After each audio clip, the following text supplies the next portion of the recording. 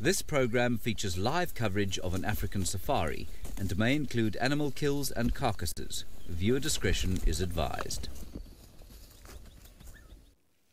A very good afternoon, Jumbo everyone, and hello everybody, and welcome to our sunset drive, both from Kenya and in South Africa. Currently, we are sitting in Kenya and in the Mara Triangle, and as usual, my name is David.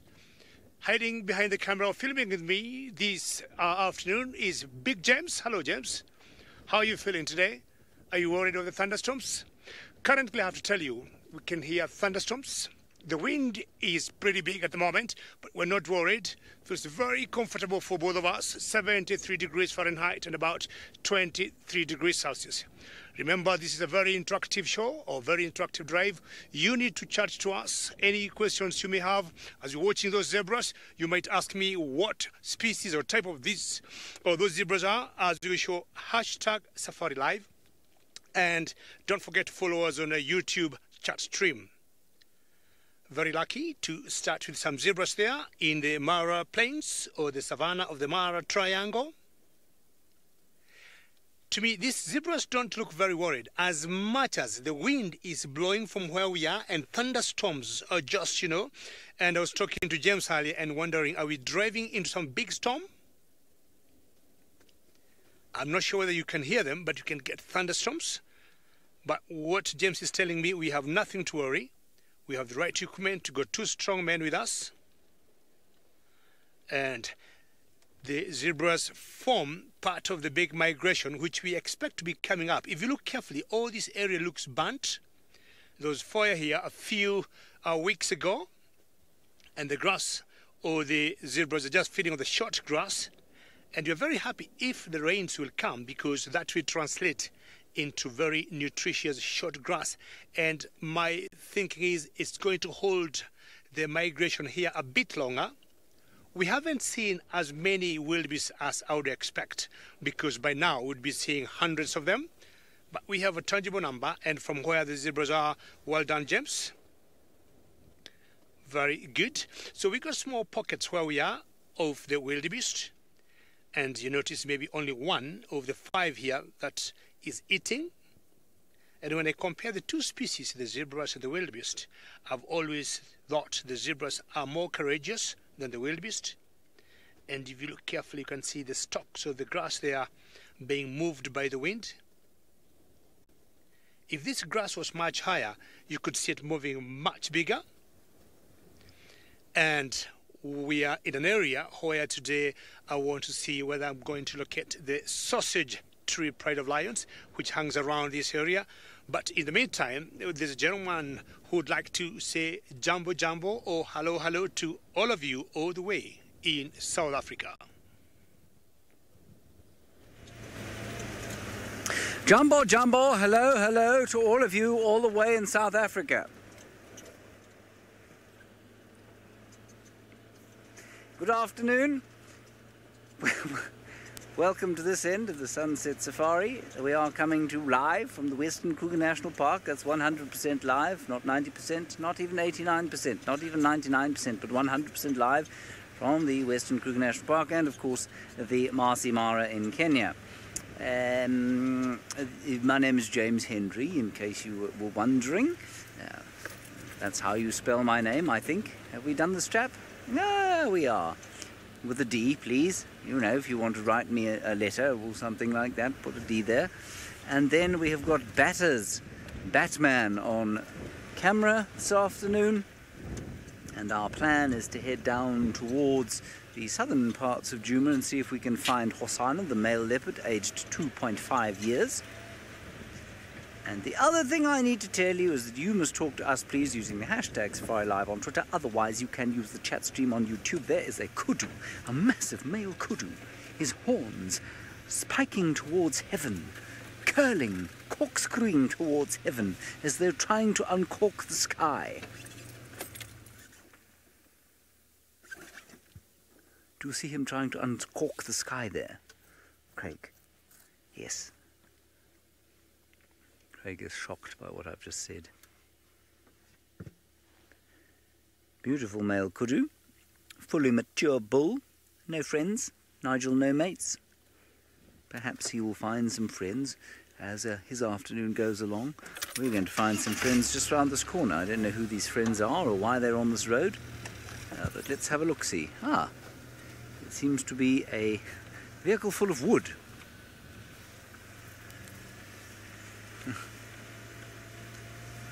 We shall greet them fondly and press along. Ah, hey! Let's go. Who are we going to? Let's go and find out what Tristane is up to this afternoon.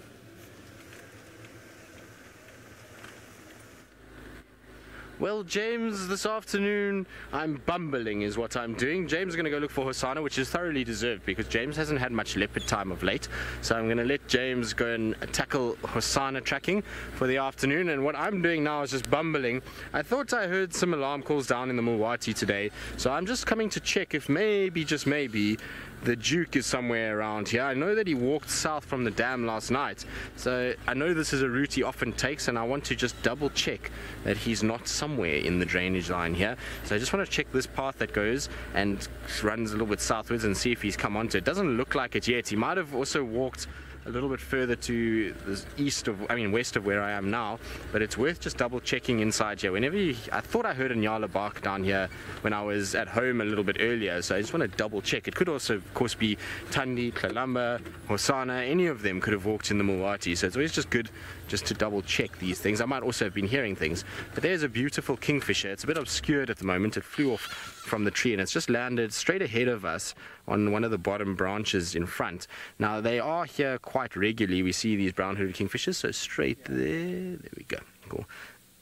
So there it is. Beautiful coloration on the back there. You can see that they've got that kind of iridescent blue coloration that starts to shine through from below the wings and the tail area.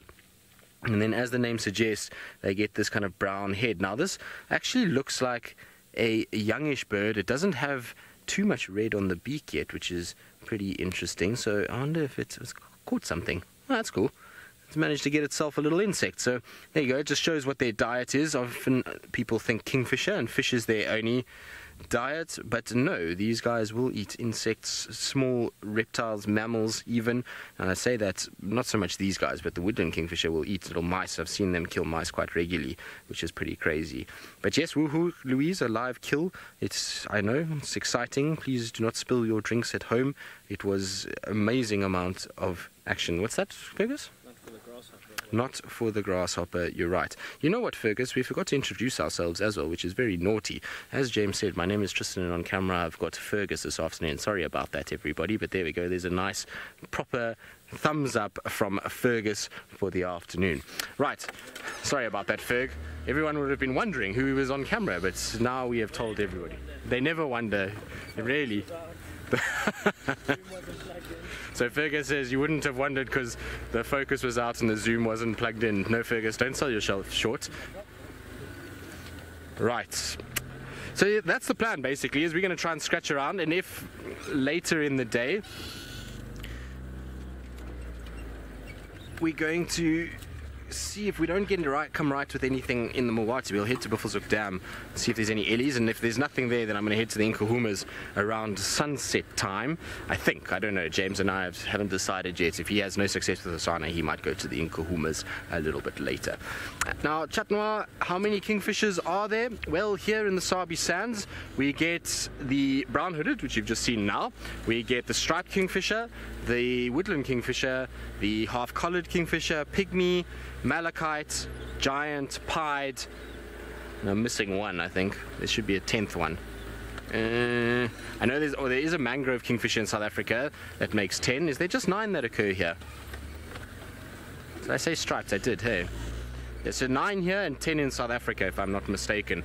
Now, the only one, like I say, that we don't get is the mangrove kingfisher, which looks very much like a woodland kingfisher. I will show you a picture shortly. Just let me get into this little shady section because it's a little warm out here today.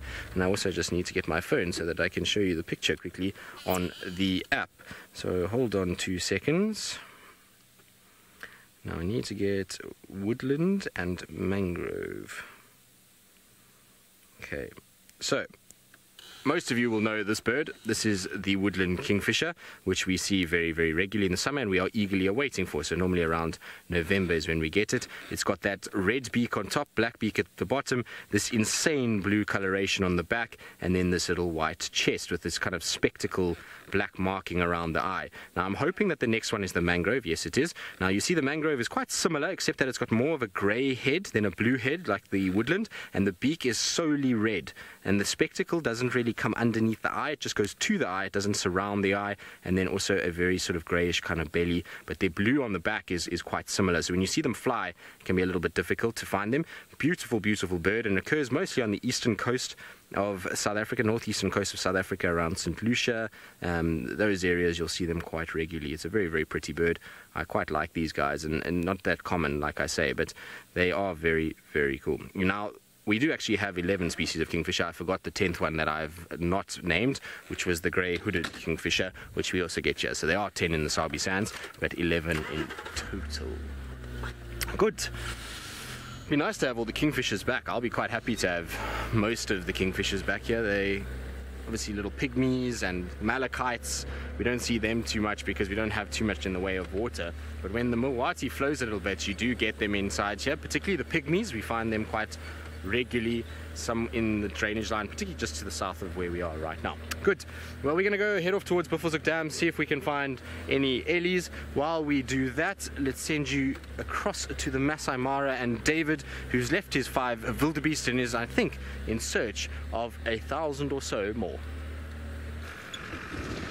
Well, here we are, and I was talking earlier of some very big storms here. I'm going to stop for James to pan out and show you what I was talking about. We're expecting some very big rain, and if you look there carefully, you can see how the clouds are building,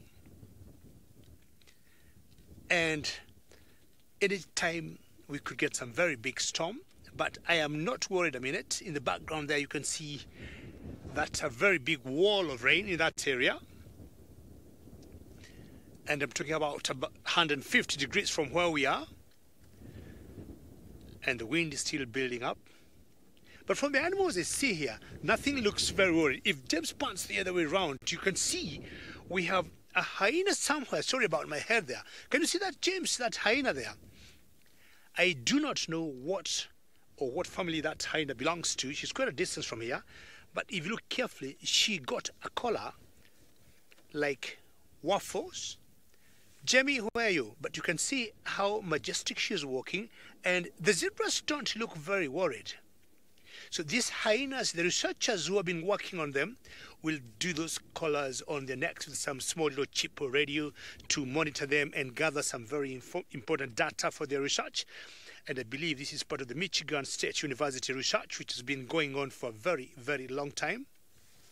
And she's just walking majestically there. I think we've got 2 main clans of hyenas around here. We got the North Clan, and I think there's a Southern Clan, and I think there's another one called the Happy Zebra Clan.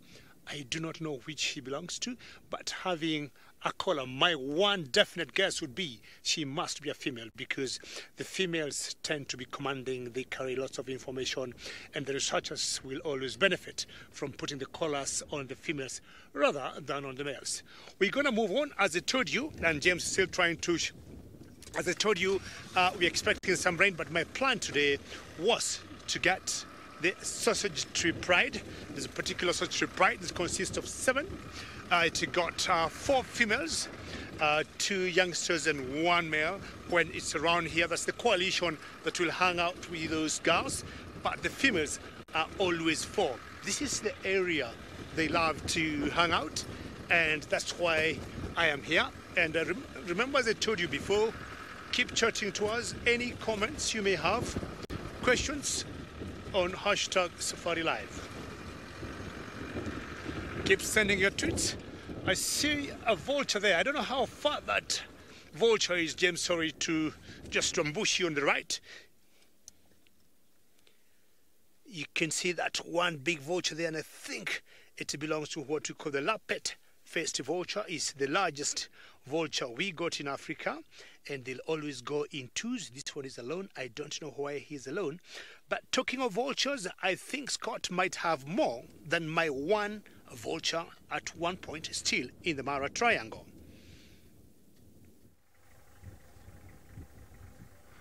Well, from a vulture sitting in a tree to a whole bunch of vultures finishing off on some scraps of a carcass.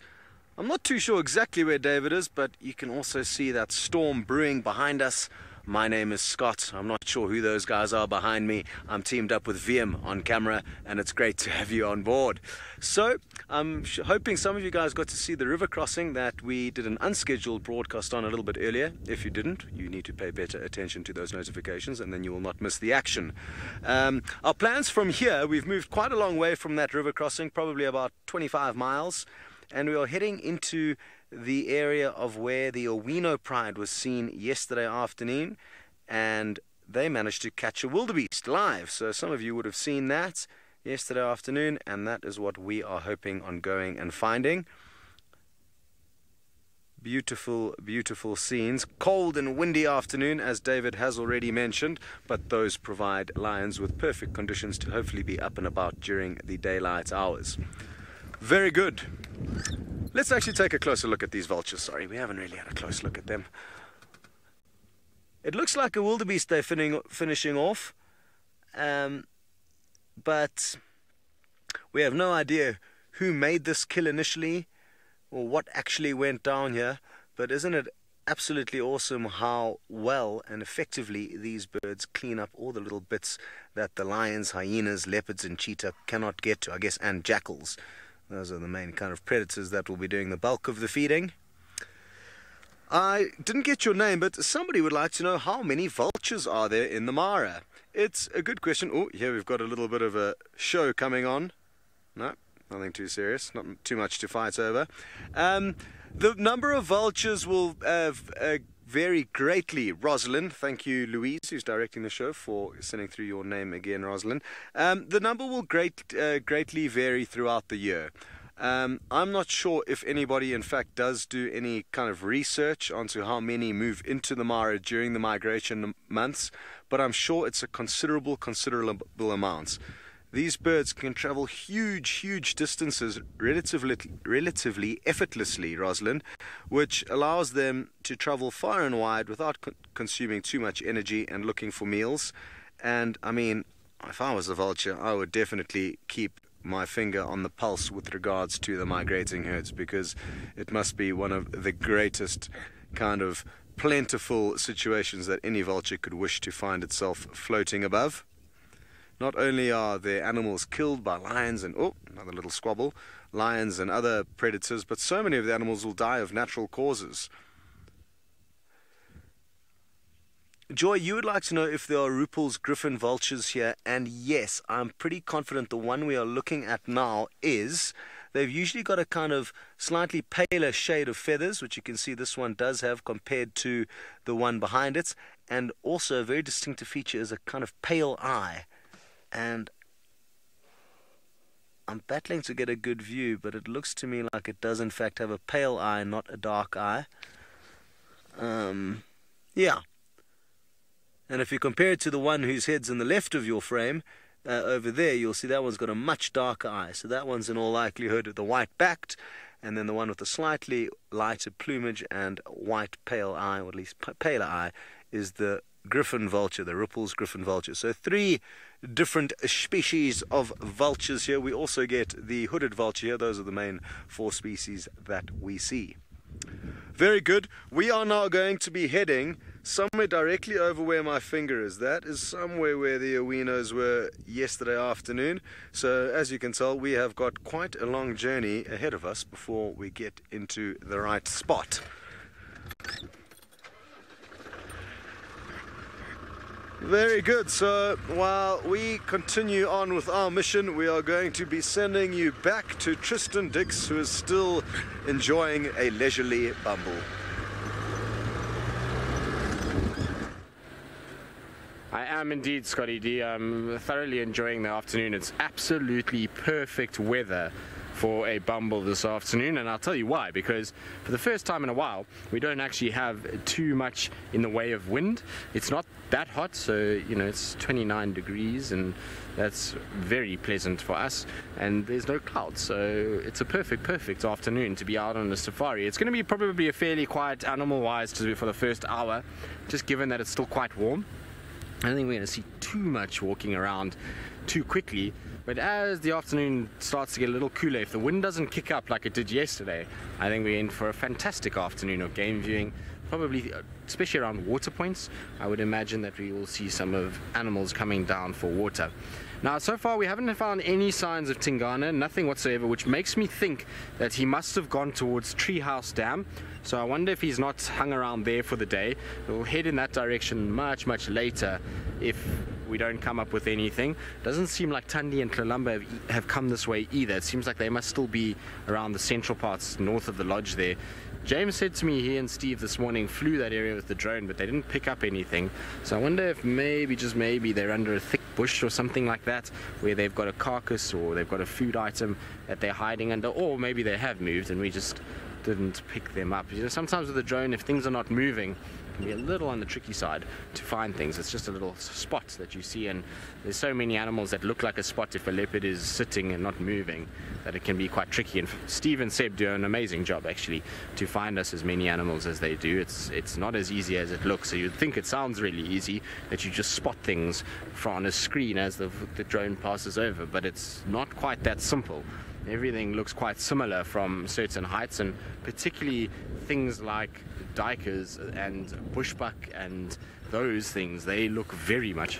Hang on a second. There's a golden-breasted bunting in front of us that just flew up. For a second, I just saw this rufous-colored wing, and I thought to myself, that would be ridiculous, because part of me went red-backed shrike, which wouldn't be now. Red-backed shrikes are normally December birds, but it is a little golden-breasted bunting. I just saw the kind of rufous of the wing flash past me, and I got a bit excited. It is that time of year where we can start expecting migratory birds, but it would be insanely early for a red-backed shrike. And one of the nice things about having the Mara actually is that all the birds that come down here generally pass through the Mara. So when you start seeing them in the Mara, then you know a few weeks later you should start seeing them here. And so Wahlbergs are already there, and I believe you normally start to see the woodlands as well coming through in their droves, and then a few weeks later they end up landing here in South Africa, which will be a fun time. Certainly makes things a lot noisier when those birds arrive. Not so much the Wahlbergs, although they call a bit, but the woodlands for sure, they make a lot of noise, as well as all the cuckoos.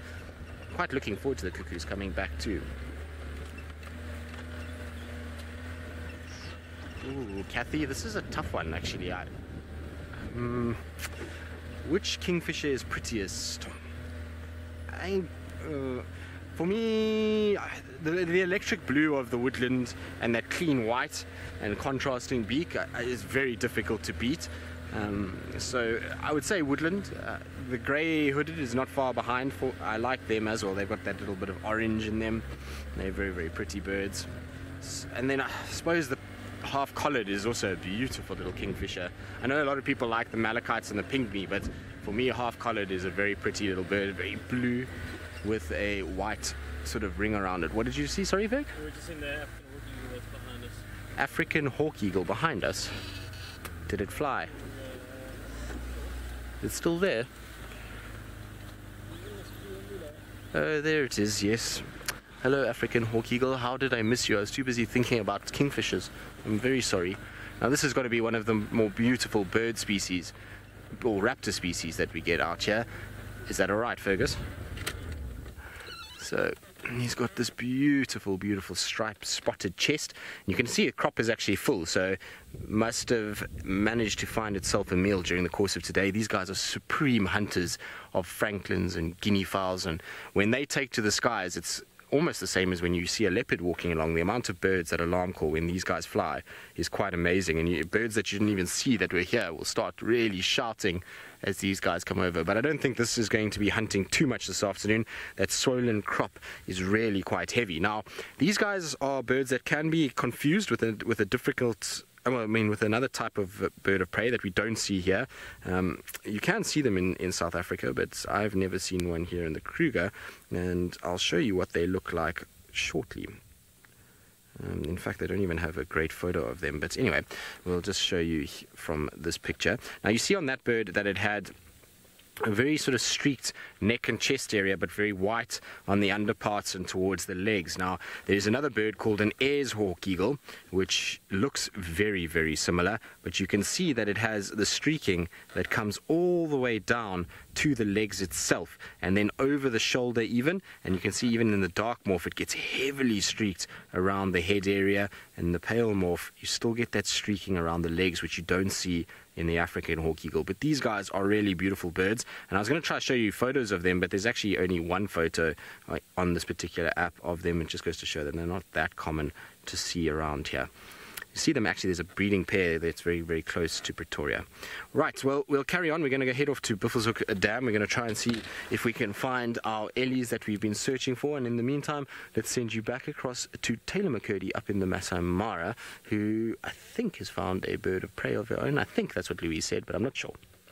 Good afternoon, everybody, and of course, welcome to Safari Live. Though you've been watching for a little while now, but maybe you've just jumped on board. I'm going to need your help, but we'll chat about that in a little minute, because I have absolutely no idea what bird that is. It looks like it might be a juvenile yellow-fronted canary. I have no idea. But my name is Taylor McCurdy, and I'm not so clued up on birds. And on camera with me, who is very clued up at shooting wildlife, is Archie. No, he's laughing. That's my aim. Every time I start the show, I try to say something ridiculous about Archie just so that he can smile. But shall we have one more look at that bird? I want to have a closer inspection. I'm just actually going to bend down slightly in the car so I can see this monitor nicely. Now, if you can help me, hashtag SafariLive on Twitter, of course, or comment away on the YouTube chat. It's just interesting. Most of its feathers are sort of mottled grey in colour, but you can see those beautiful yellow feathers just coming through. Now, I mean, it's not a huge bird. It's smaller. There were also some dark-capped bulbuls that were sitting with it, so I was kind of using that as a scale to sign. And it's smaller than the dark-capped bulbul, but I can't think of what else it could be with those bright yellow feathers like that, other than a little yellow-fronted canary. It's got a big bill, sort of a seed-eating bill. Bizarre. Like I said, I'm not particularly clued up on birds. Brent will be very ashamed because he's tried his absolute best. Oh, there, it's calling. I don't think you'll be able to hear it call. It's so windy, but I heard its call. It does sound very canary-like. Singing a beautiful tune. That is so interesting. You might, yeah, Lou is just saying that you can hear it just faintly. Let me sit quietly. Maybe it calls again.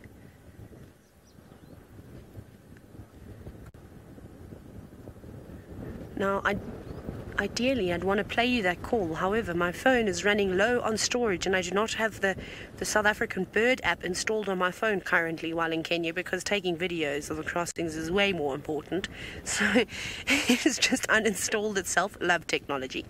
So I can't even play you the call, but that's very pretty. Very beautiful to see as well. Kathy, yeah, I suppose it could be a sparrow too, but what sparrows? You know what, while you look, I'm going to quickly open my bird book. We are at the river, by the way. That's the river that you can see. I'm going to open my bird book on sparrows. Where is the S? This is my favorite part, is using my massive bird book. I'm trying to figure out SP, here we go. Sparrow lark, sparrow. Let's go to 648. That looks like where they're all starting. We can page through. I'm gonna have to hold on to the book today. I don't know, Teddy, you've got a long way to go. I don't think I'd learned to count very well at school. 648. Okay. Well, I've already just seen a yellow sparrow. I'm gonna try and stand like this so you can all see. But it's number 6 and number 5. And the first one is the Sudan golden sparrow. We're not in Sudan. I don't think it is that, and I don't think it is the Arabian golden sparrow either. So it's not any of those two. I'm just going to try to turn the page for you. So I'm holding on. This is a massive book. Okay, nothing on that page. Yes, you're singing a beautiful tune. Any other sparrows here that have maybe petronias? Just having a look. I don't know. That means we need to go. Canary. What's this? Okay. Hang on, I'm sorry. I had to put the book down now because it is so heavy. Look how thick that is. I mean, it's incredible. for the thickness of a book. Okay, streaky seed eaters. I'm just having a quick look. No, let's get to canaries. Okay, let me go. Please don't judge me on the way that I'm turning this book. This is a field book. This field book goes out on safari, it gets rained on, and then I have another one which lives in the library and stays nice and clean. Let's go to canary. I do think it's a canary personally, but I mean, like I said, I stand to be corrected. Let's go to yellow fronted, 722. Oh goodness, it's right at the back of the book. 720. Oh, what did I say? Yellow fronted, where are you? See, it's still there. It's being a very obliging.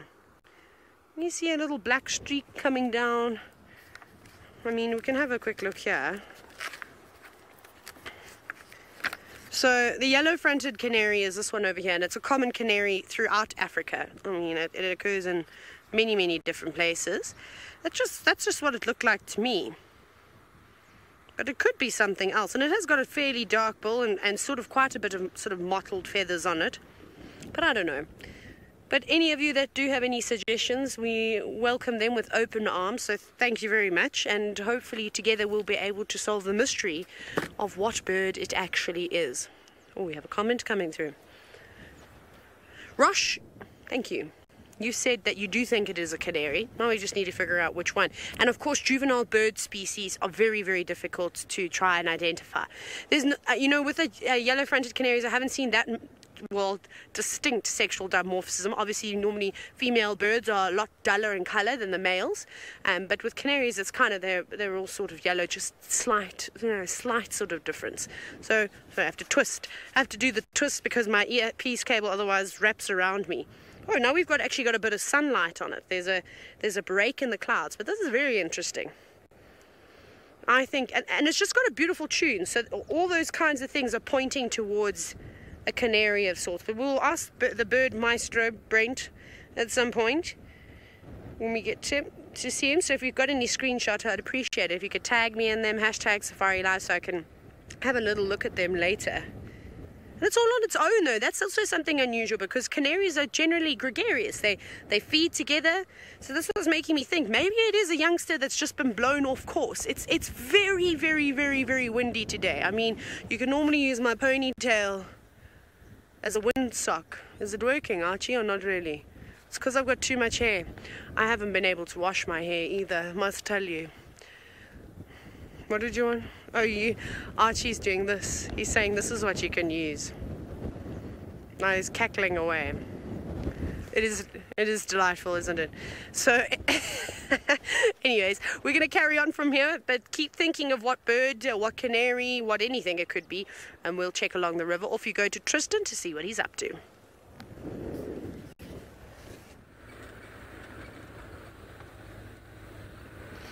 Sis Taylor. No, I'm joking. I sympathize for the Mara crew at the moment. We had a little minor electrical fire that has knocked out the power there, and so that means that there's not been many hot showers, unfortunately, and so a lot of them have been taking cold showers, and washing your hair in the Mara in the cold is probably not the best thing. I believe it's almost sorted though, and so they should get hot showers hopefully fairly soon, but I can sympathize with why she hasn't washed her hair. And we know Taylor's quite pedantic about her hair. She's always kind of flicking it and combing it and doing her thing, so I'm sure she'll be thoroughly enjoy the next time she does actually get to wash it. Anyway, good luck with identifying your bird, Taylor. It's tough in East Africa because there's a few birds that we don't know that well, and it's not that easy to just know exactly what everything is, and it takes a bit of time to learn everything. So hopefully she'll find out what it is and be able to identify it.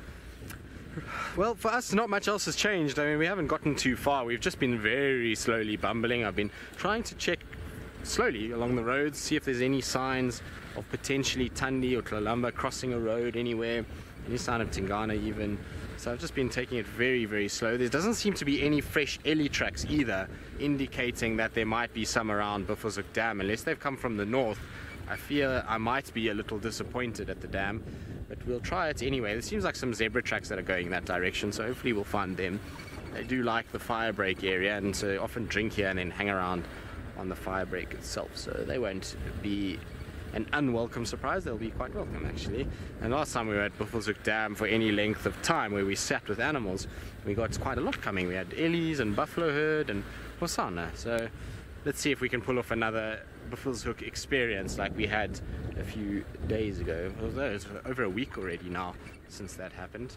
And it seems as Hosanna is really starting to expand his way out in the last few days. He's starting to walk in areas that he hadn't walked in the first few weeks that he was back. Carl, do we see more cheetah in the dry season? No. Cheetah, I'm afraid, are never really a guarantee here. Given the density of leopard, hyena and lions, it means that it's quite difficult for cheetahs to survive, and also the terrain is not suitable for our speedy cats to really kind of thrive and sustain themselves with food and keep their young ones safe. And so, you know, we don't see cheetah all that often. Every now and then we'll get them coming through, and the cheetah family that we were seeing a few months ago, they've disappeared more to the southwest of us and to big open areas that we have down to the southwest. They were seen 2 days ago just south of our boundary, and apparently they then went back west again and have headed off. So we don't see them too regularly, unfortunately. It would be nice if they came back more. There are two brothers that hang around quite far to our east that are also kind of cruising in and around the area, but very seldom do we actually get to see cheetah. And that's because of the density of other predators that we have. And so it's a kind of one of those things where you get a lot of leopard and a lot of lions and hyenas, very seldom a lot of cheetah. In saying that though, in the Mara, you obviously get quite a few cheetah up that side, but even there they have a really tough existence. Huge amounts of lion and hyena up there, and it makes it very difficult for them. In fact, the Mara Triangle has not had a successful litter of cheetahs raised to independence in over 4 years. And when you think about that and how many litters must have been born, it's quite something, and it's a big, bold statement as to how hard it is for cheetahs to actually survive in the wild, particularly, like I say, when you get big clans of hyena and prides of lions. Right, onward to Buffelshoek Dam. We're almost there. Hopefully there will be something waiting for us. So while we head off in that direction, back to Taylor McCurdy, who, I wonder if he's got an answer about her bird, but has also found some other things roaming around the river. Okay, well, I must tell you, this giraffe was sitting down, but it has stood up now. I don't think it was very comfortable with us. We tried to park far away, so I'm sad that I made it stand. I'm very sorry, giraffe. I didn't mean to do that. And also not an uncommon behavior to see on those very windy days. I'm very untidy today, everyone. I'm sorry. It's the wind. Archie and I are so covered in dust that's not even funny. Also, special shout out, can we just finish the canary story, to Byron and Stacey. You guys all know Byron, obviously Butts, you know. Wild Earth presenters, as he comes in every now and then and freelances for us.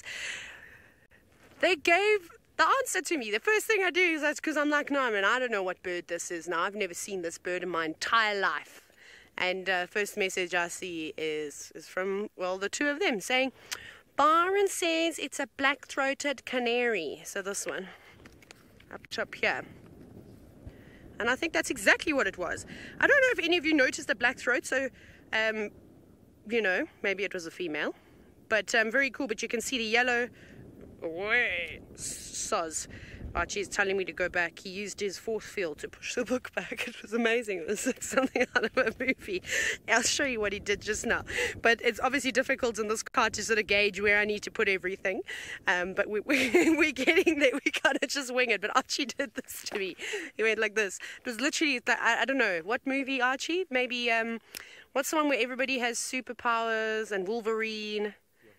Not Yoda. Okay. Archie says he Yoda'd me. He went like this. And that meant, I knew straight away. It's like we have telepathy. He did that and I knew exactly what I was supposed to do. So how great is that? So thank you, Byron and Stacey, for identifying the bird for me. A new one for me, black-throated canary. I'm pretty sure that's exactly what it was. Because it was an adult size. Yes, the feathers were very sort of mottled, quite streaked on the breast, but as soon as the wind sort of blew its feathers up, you could see that yellow rump and bits of yellow all over it, which seems to be a standard. And then I think it was a male that has the black patch on his throat, so it would make sense that the female wouldn't necessarily have that. Fantastic. So if it is a new bird for you, let us know. #SafariLive. It's always good. And for some of you that are well into the 200s of birds, I bet you're probably very excited if Brent hasn't showed you a black-throated canary already. Right, let me just do the shuffle again, the shimmy shuffle. Everyone's moved away. It's a little bit disappointing. No, Archie's pointing. Impala. We shall talk about the impala next. There it is. A male impala ram. Now, they're just incredible, the size of their horns out here. There's not too much difference in terms of body size. They're about the same size, so I'd imagine they weigh like a fully grown impala ram in South Africa, so anywhere between 40 and about 60 kilograms. But their horns are just enormous. And they have a very, very big splay of horns. So I'm just ducking. Louisa said it looks a bit beaten up, so I'm just having a closer look to my monitor. It does. Well, those are flies that are all over it at the moment. Doesn't look too bad, although they are quite scruffy at the moment. There's a nip in the air, so you can see it hasn't got that lovely slick coat like normally impala have. On a nice warm day, it is starting to get a bit chilly, so it is slightly fluffed up, but they are in such great condition. Look at them. Big bulging bellies. That's fantastic. You don't often see very many thin animals out here, and if they are, then there's normally some underlying problem because food is not an issue out here. And just, of course, just chewing the cud. Very cool. Nice to see. Yes. Use those long ears, and impala do have particularly long ears. Not quite like a kudu, but they do the trick in getting the flies away from their eyes. And, of course, hearing. Right, and I know Tristan's on the search for leopards this afternoon. He might have to wait a while, but let's go see if he's picked up on a clue.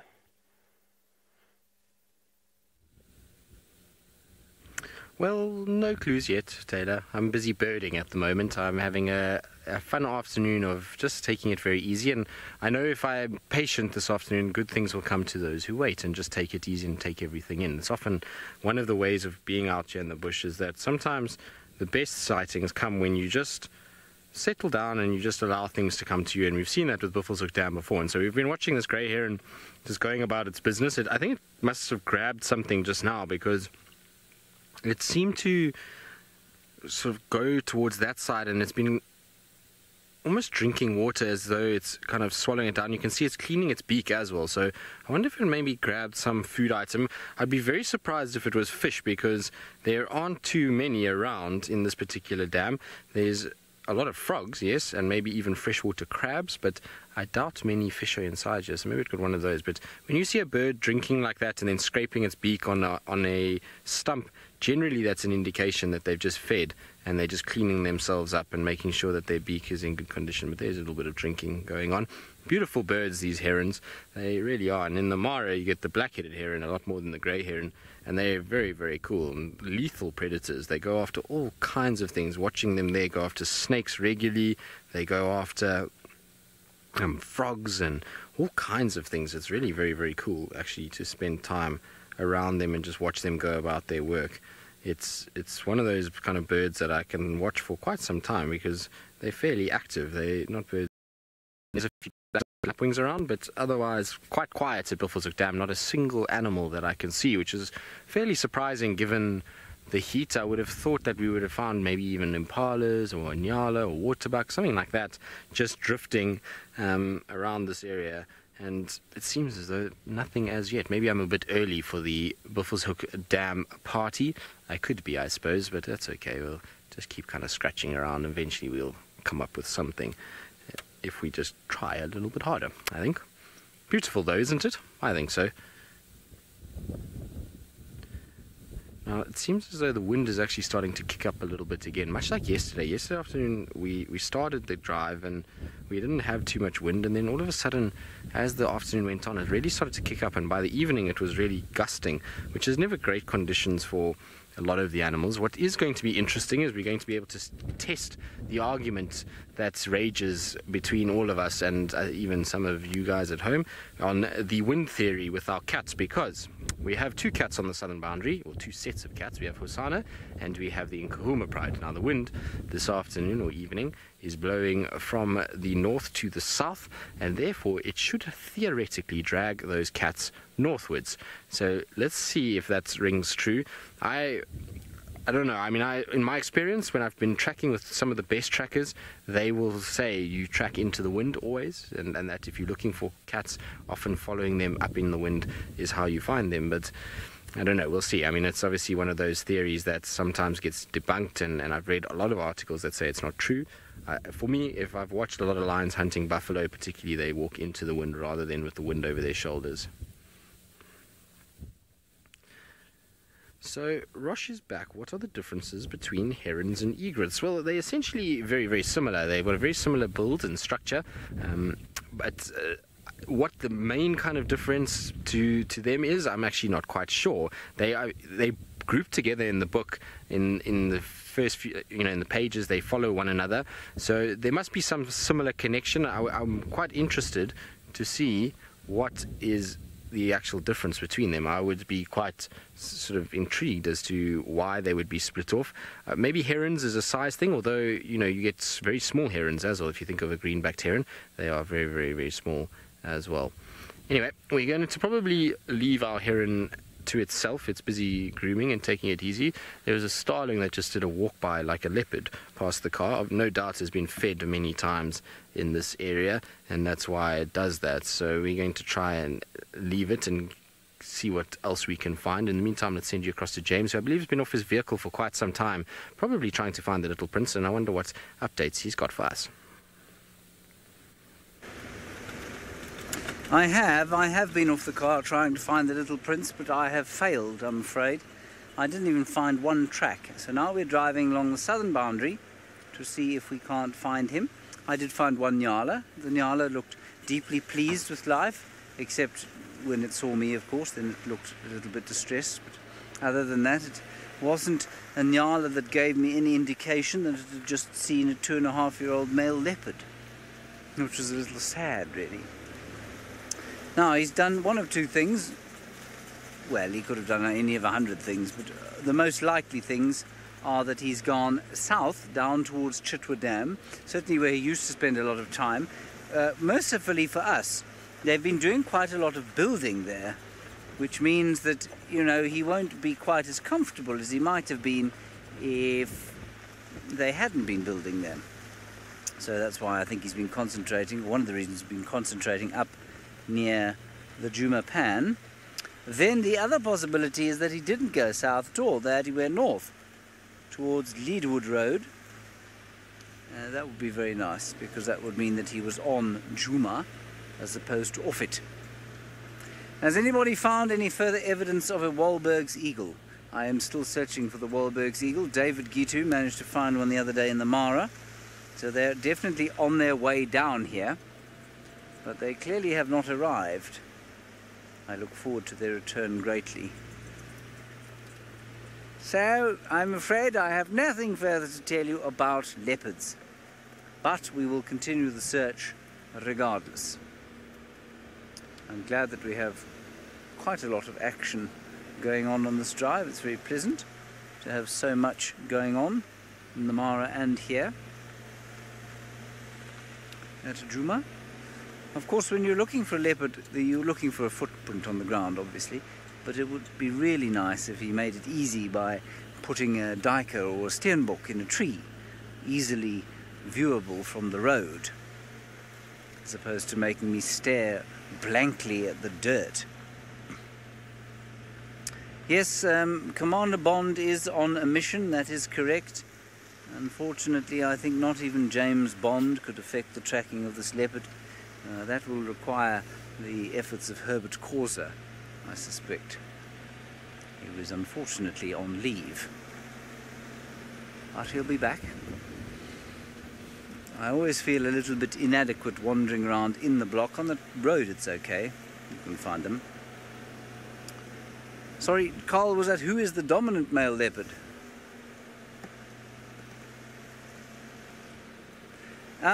Carl, in this area, his name is Tingana, that's Hosana's father. He is 12 years old now. He is known as the Duke of Djuma. Just roll back slightly here. And the Duke of Djuma is one of our very, very favourite characters. He's my favourite leopard at the moment. I do sometimes change, but he is my favourite leopard at the moment. There are no signs of leopard tracks there. I'll be very happy to see him too. His domain or dukedom has shrunk somewhat over the last little while. He got very sick. We all thought he was done for, and then he recovered. And after his recovery, or during his sickness, his territory shrunk because of incursions from marauding young males. Anyway, he's now back and fit as a fiddle, and we're hoping that he might reclaim some of his old lands from Hokomori, the great terror of the West. Right, we're now on our eastern boundary, so we're doing a sort of circle around about where Hosanna was earlier today, and we might come up with something. We might come up with something else. I actually haven't seen anything other than that nyala. Well, somebody else who is searching is David Gitu Gatamba, and he is searching for sausage. I hope he finds the Knookfirst Pride very shortly indeed.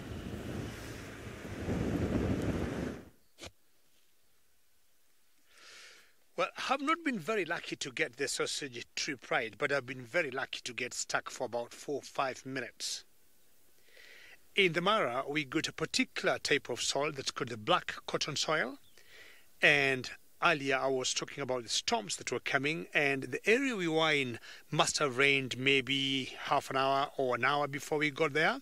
So it's all wet, and it's very soft. So we ended up in a small little drainage, and I was trying to maneuver how to go left, right. I just dug myself in a very soft area.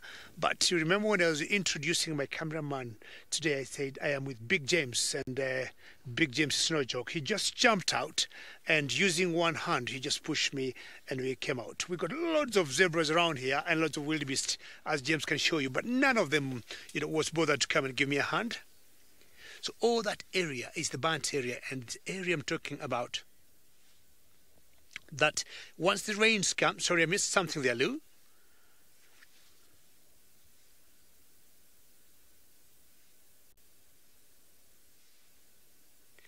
This is the area saying if it's going to rain, it will turn nice green.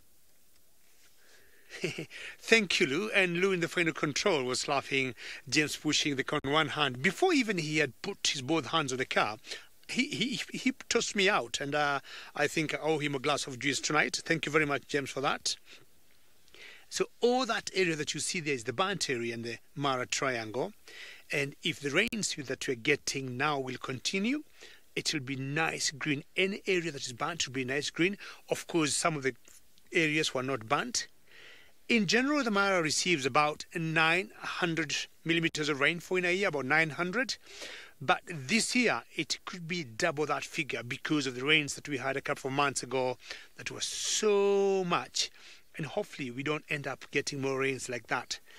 It's just turned, not as green as you'd expect, having had so much rain, because I think most of the water was just being washed off and going to the rivers, and mainly going to the Mara River and ending up to Lake Victoria. And I'm sure you all know Lake Victoria is the source of the Nile River. So I think not much water soaked on the ground to remain. That's why you might see the grass looking as dry. But either way, the wildebeest are still having enough to eat and graze, as you can see.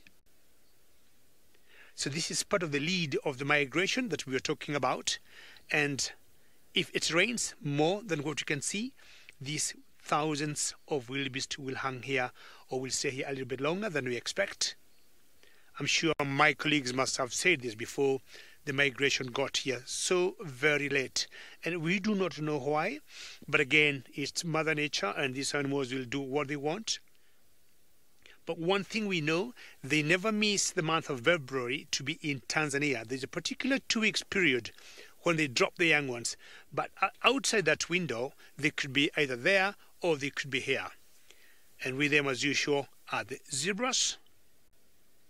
And mainly migration will be wildebeest, zebras, and the elands. We haven't seen any elands today, very close, and I'm sure if you see some, we'll be pointing them out to you. There's a little Thompson gazelle there. Occasionally also the Tommies. James, did you see that Thompson gazelle there? There's a little guy there. So we've got 3 species here that also form the migration, and in the background there, there's small little antelope, and that's the Thompson gazelle. And this will be the equivalent of the springboks in South Africa. But the Thompson gazelle.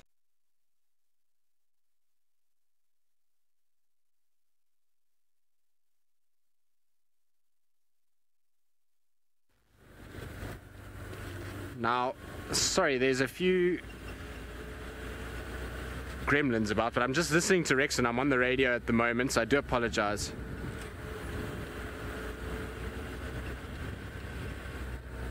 Sorry, Rex, just confirm what species it was. Excellent, thank you very much. Right, so we just got an update.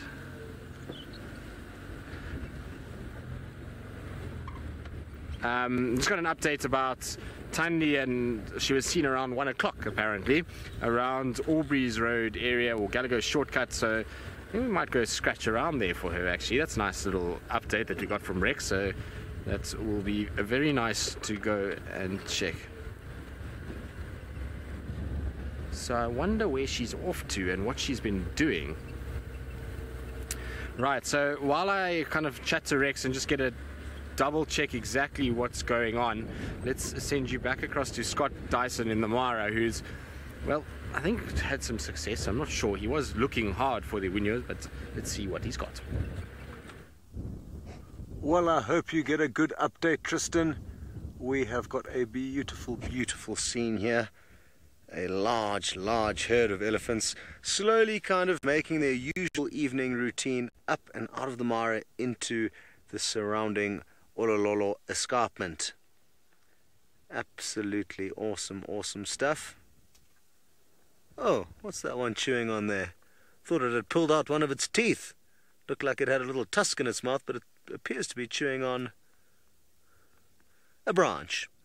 And what it's probably going to do is just chew the outer layer of bark off that branch and then spit the rest out. At this time of the year, they also start shaking these balanites trees to get the fruits to fall down.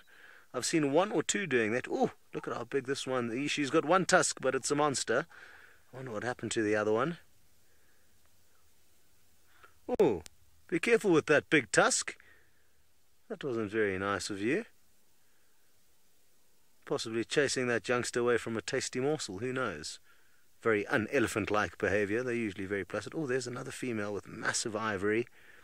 Beautiful. And a tiny little baby.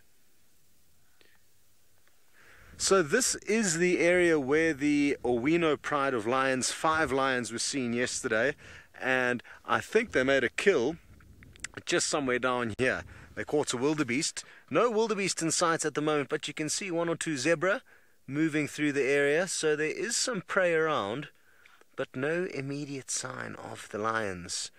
But we'll keep scratching around here, possibly head a little bit further south down along the escarpment, in that direction where you're looking now, where all those zebra are coming from. And who knows, maybe the Owinos will poke one of their 5 heads out. There's the escarpment that I was talking about earlier, and that is where the elephants like to go and feed during the night. That's what we've learnt about the ellies in this area. They get a nice mixed diet.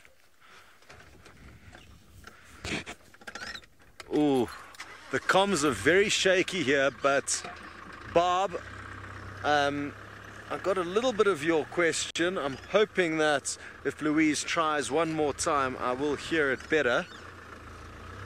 But we are doing our best to answer your question, Bob. You'll just have to give it a few seconds for me to get that question again. Why do we see more lions and cheetah in the Mara but less leopards? We see more lions here because we have a bigger traverse. The size of the traverse in Djuma is what limits us to seeing the Nkuhuma Pride and, you know, a few others here and there. Here we've got access to a massive, massive area, probably 100 times the size of Djuma. So that's why we show you more lions here, but the lion density in the Kruger National Park I would imagine to be fairly similar to the lion density here. I don't actually know, but the territories that lions occupy here in the Mara are massive, far bigger than the territories they occupy in the sands. So you may actually find, you know, for the size of Traverse, there's a higher density of lions down there. I could be wrong though. Cheetah, there are more cheetah here than in the Sabi Sands. It's just the wrong habitat for them in the Sabi Sands, with too many other predators in quite thick vegetation. So I think those are the reasons why we see more lion here, more cheetah here. The reason why we don't see as many leopard is due to the fact that a lot of the leopard that live in the Mara are not habituated to vehicles. And that is one thing that makes the Sabi Sands one of the best places to view leopards in Africa. Not only the fact that there's a high density of them, but more importantly, that they are not scared of vehicles. So far, this year, there's somebody who's been employed by Ngama, a South African guy called Adam, lovely guy, who also used to work in the Sabi Sands. All of us know him from our kind of time back there. And he's doing leopard research. He's starting a kind of Mara leopard ID project, and he's focusing mainly on the Mara Triangle, which is the side of the Mara River that we're in. And so far this year, I think it's 23 or 26 different leopards that have been identified in this area. But only 5 or 6 of them are actually viewable on a kind of more regular basis. The other ones are just fleeting glimpses and the leopards are gone. So a couple of reasons for the leopards not being habituated here.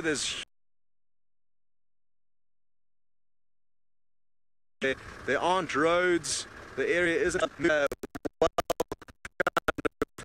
traversed as the Sabi Sands, which means to good. It sounds like signals are a bit shaky, so we're going to send you back down to South Africa.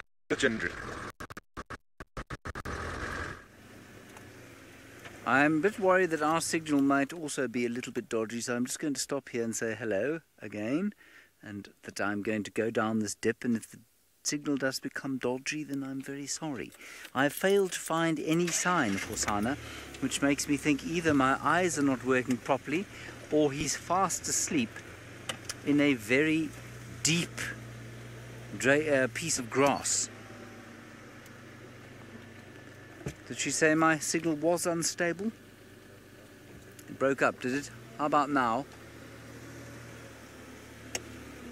It's fine. Good. Okay. My signal is fine. Fantastic. We are now in the Malawati River.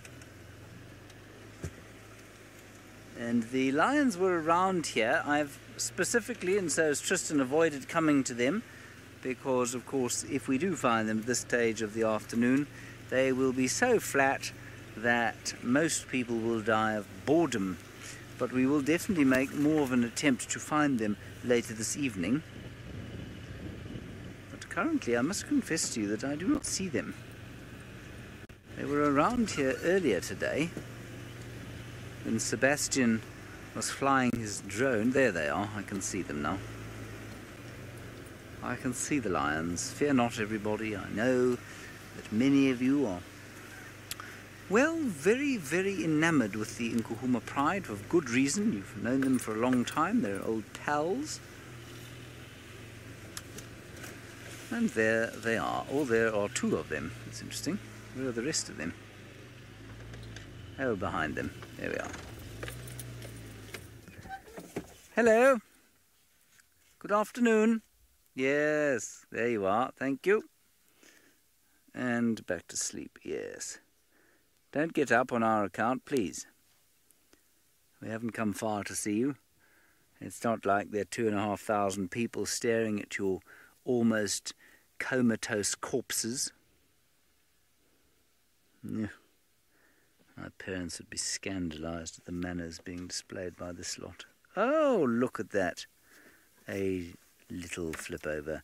Louise says she's jealous of them. She wishes she could day nap like this. Well, Louise, Unfortunately, you don't seem to be blessed with a giant trust fund, so unfortunately you're going to have to work during the day unless you can find a job like the lions have, which allows them to work for 4 to 6 hours a day and then sleep the rest of the time.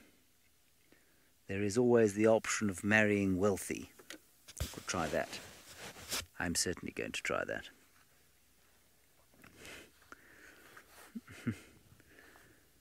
Oh, she doesn't want to marry wealthy. Well then, Louise, I'm afraid you can't have your cake and eat it, so you're going to have to make a sacrifice. If you want to live a day where you are allowed to sleep for 18 hours, then you are going to have to make a plan financially. You're either going to have to marry wealthy, be very poor, or you're going to have to find a trust fund somewhere. I don't see any other option for you. This is the Nkuhuma Pride, in case you were worrying. Those are 2 of them. The rest are lying behind a tree, even more asleep than this bunch. There they are. Look at them all. Delighted to see you. If they knew how delighted you were to see them, I feel that maybe they'd get up and at least say hello. I don't think that would be too much to ask. Anyway, like I say, we're not going to be here for very long. We are heading towards TV on Saturday. I know it's only Wednesday, but we do need to find out where the rest of our main characters are. At the moment, we don't really know where Hosana is. He must be around here somewhere. Tungana's absconded. Tundi, mercifully, we think we've seen just to the north of Vuyatela main access.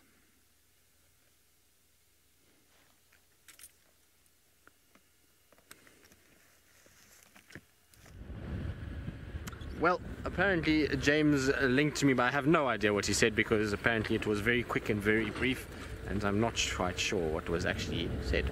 Anyway, doesn't matter. We are slowly but surely making our way now towards where Tundi was seen this afternoon at apparently about 1 o'clock, crossing Vuyatela access.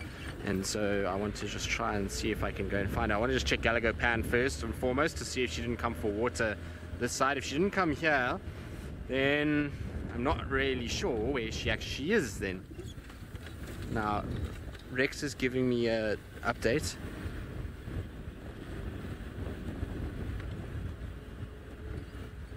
Alright, there we go. That's what I thought.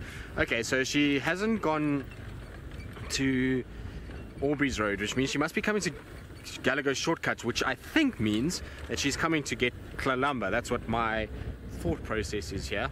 It's just a random idea, given that's where we left them, was between Gallagher Shortcut and Mvubu. If she's come from that area, maybe she was out hunting, caught something, and is coming back to fetch Klalamba, or she's just coming back to Klalamba. Too many T's. To Klalamba to come and just see how she's doing. So I think that's not a bad idea, is just to try and check Gallagher's shortcuts. Hopefully we pick up her tracks, can follow them straight, and I'm pretty sure if we follow them correctly, we might lead us straight to where we were yesterday morning with the 2 of them, and hopefully it's going to be with little one and they then take us back to kill. Wouldn't that be nice? I think that would be nice. Let's all put good vibes out for that to happen this afternoon.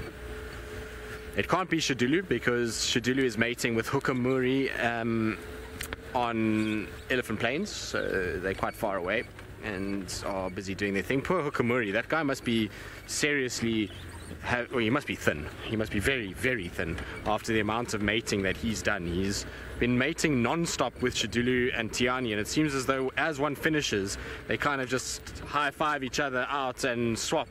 And then they kind of go, and this poor male is just not getting any chance to move around. Now, yesterday I said that he was very close to our boundary, but actually he ended up getting very, very, very near, and then killing a warthog, I believe, and scoffed that down, and then met up with Shadulu. So he's a busy boy. At least he's got a full tummy, I suppose. I forgot that he had eaten yesterday after evening, which I suppose is good news for him. Didn't get much of a chance to eat though, did he?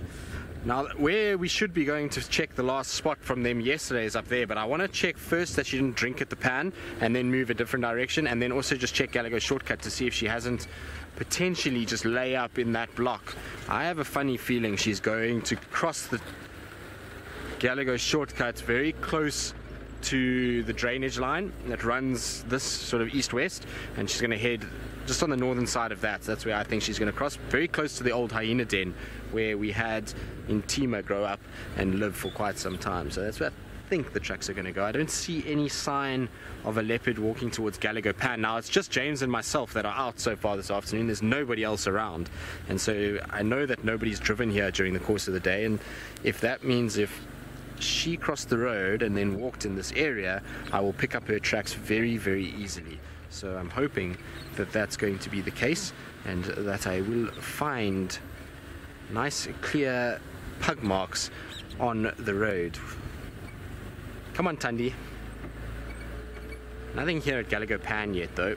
So it doesn't look like she's come for water, which is then makes me think she's gone straight up towards where the cub was.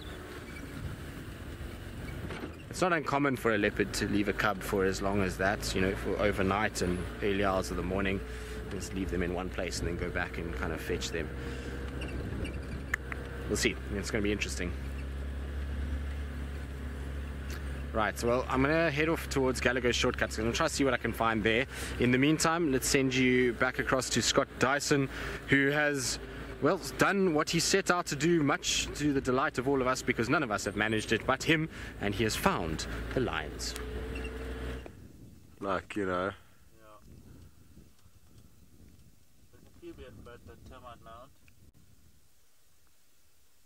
Sadly, we're still standing up. I don't know what happened to that. you know, the bloody zebra.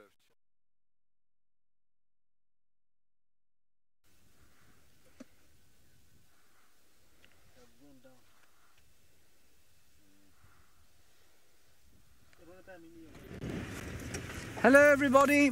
There, over there is a bird, two birds, a Natal Franklin and a little green spotted dove, emerald spotted wood dove. Sorry about that crash cut away from the Masai Mara. As I always say, lots of challenges with broadcasting a high definition signal from two remote areas in Africa. You can imagine. You probably can't imagine. I can't even imagine. And I'm here. Now, the emerald spotted wood dove is a favourite of mine because it makes a very plaintive calling sound during the summer, at least during the beginning of the summer, so it'll start making it fairly soon. There it goes.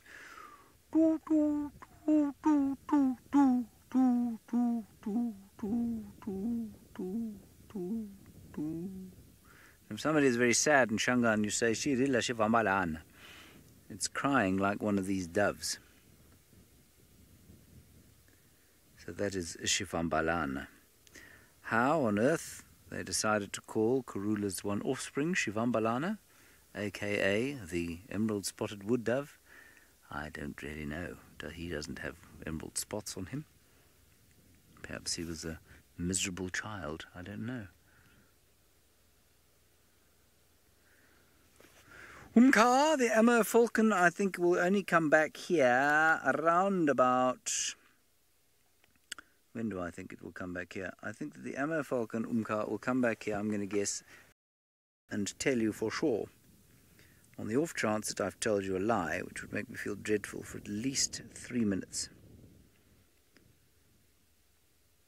They will come back... Yes, November. How's that? Mainly eastern regions present November to May. Highly gregarious, undertakes local movements in response to rainfall and insect emergencies. May gather in thousands at communal roosting trees. Now, I believe that Scott has managed to find his sound and his lions, which are now hunting, trying to find food in 6 seconds. 3, 2, 1. Welcome back again. We've got some good news. We have managed to find the Owino Pride. Thankfully, as we stopped in this area and started scanning with the binoculars, we saw one lioness eyeing out some zebra that kind of were initially heading towards the lion from our right, but then they kind of veered off in the wrong direction, sadly. So it seems like the lion have gone back to bed, and we are just making our way in to give you a closer look. They were just underneath this tree over there.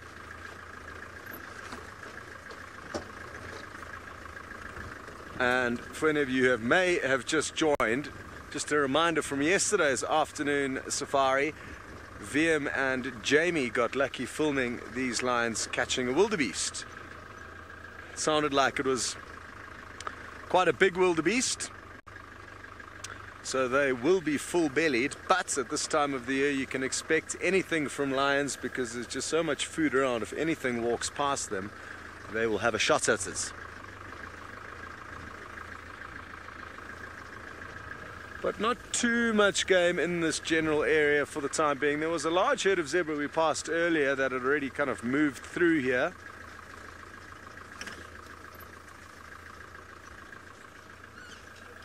Rafael, you would like to know who is the more successful hunter here in the Mara, hyena or lion? And it'll all depend on the individual clan and pride.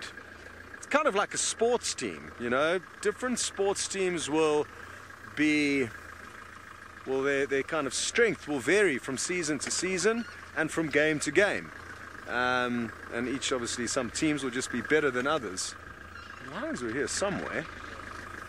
VM says you can see one in front of me. As you can tell, the grass is quite long, so we're just going to have to take it a bit slow. They're somewhere here. Okay, thanks, VM. VM says it's just past this termite mound over here. There are 5 in total, 2 adult mothers and 3 youngsters that were all born last year.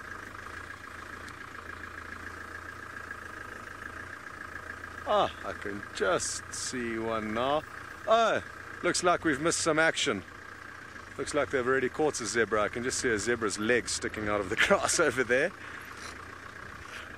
Oh no. Well, it appears like the Owino pride are continuing to cash in on the migration. They have bagged themselves a zebra. I wonder when they caught this. Looks like they've been able to feed on it for quite a while now, but they were full-bellied, like I said, before they actually made this kill and before they made their last one. Let me stop here. That should work. Now, if any of you are a bit squirmish, of course there's a carcass in front of us, so apologies for that, but it is nature, so if it's not your scene, maybe go and make yourself a cup of tea or some choc chip cookies if you need to kill more time. Very, very good. So that looks like one mother and one youngster. We've got another, what looks to be youngster over here. This one looks to have been feeding the most recently. It's still got, let's wait until it turns its head around, it's still got little bits of blood and who knows else or what else on its moustache. And you can tell its belly's very full. This looks like another one of the youngsters. We'll have to wait for it to turn its head around to confirm, but it could be the young boy. Seems to be a little bit of fluff under his neck. His mane is already beginning to develop, even though he was only born in April last year. There you can see a little bit of... You have not cleaned your mouth after dinner? Maybe that's because it got distracted. That one's looking in the direction that the other herd moved in. Isn't it fascinating how, even though they're full-bellied, they've got a kill here, it's still looking out in the direction of a possible meal?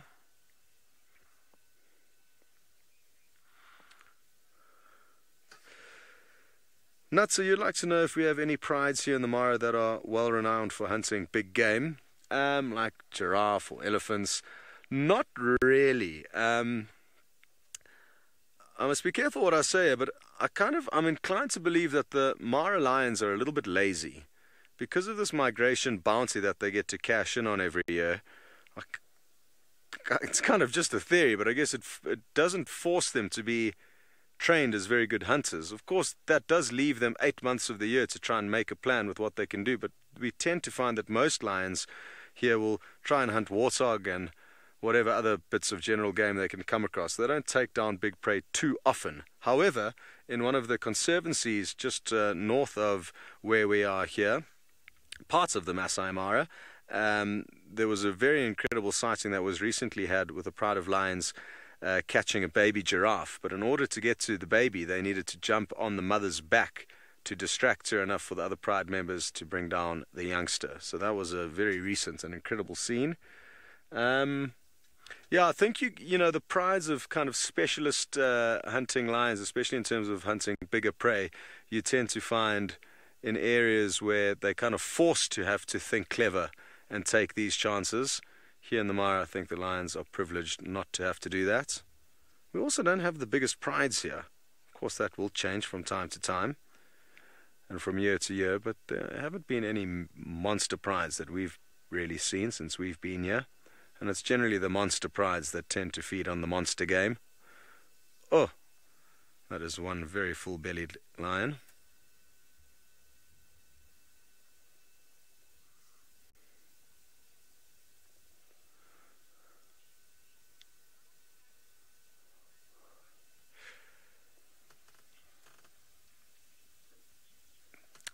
Jesse, you would like to know if the black ears that, you know, on the back end of the lion's ears are for recognition of kind of pride members when they're hunting or being able to tell where they are. I mean, yes, that is a plausible theory.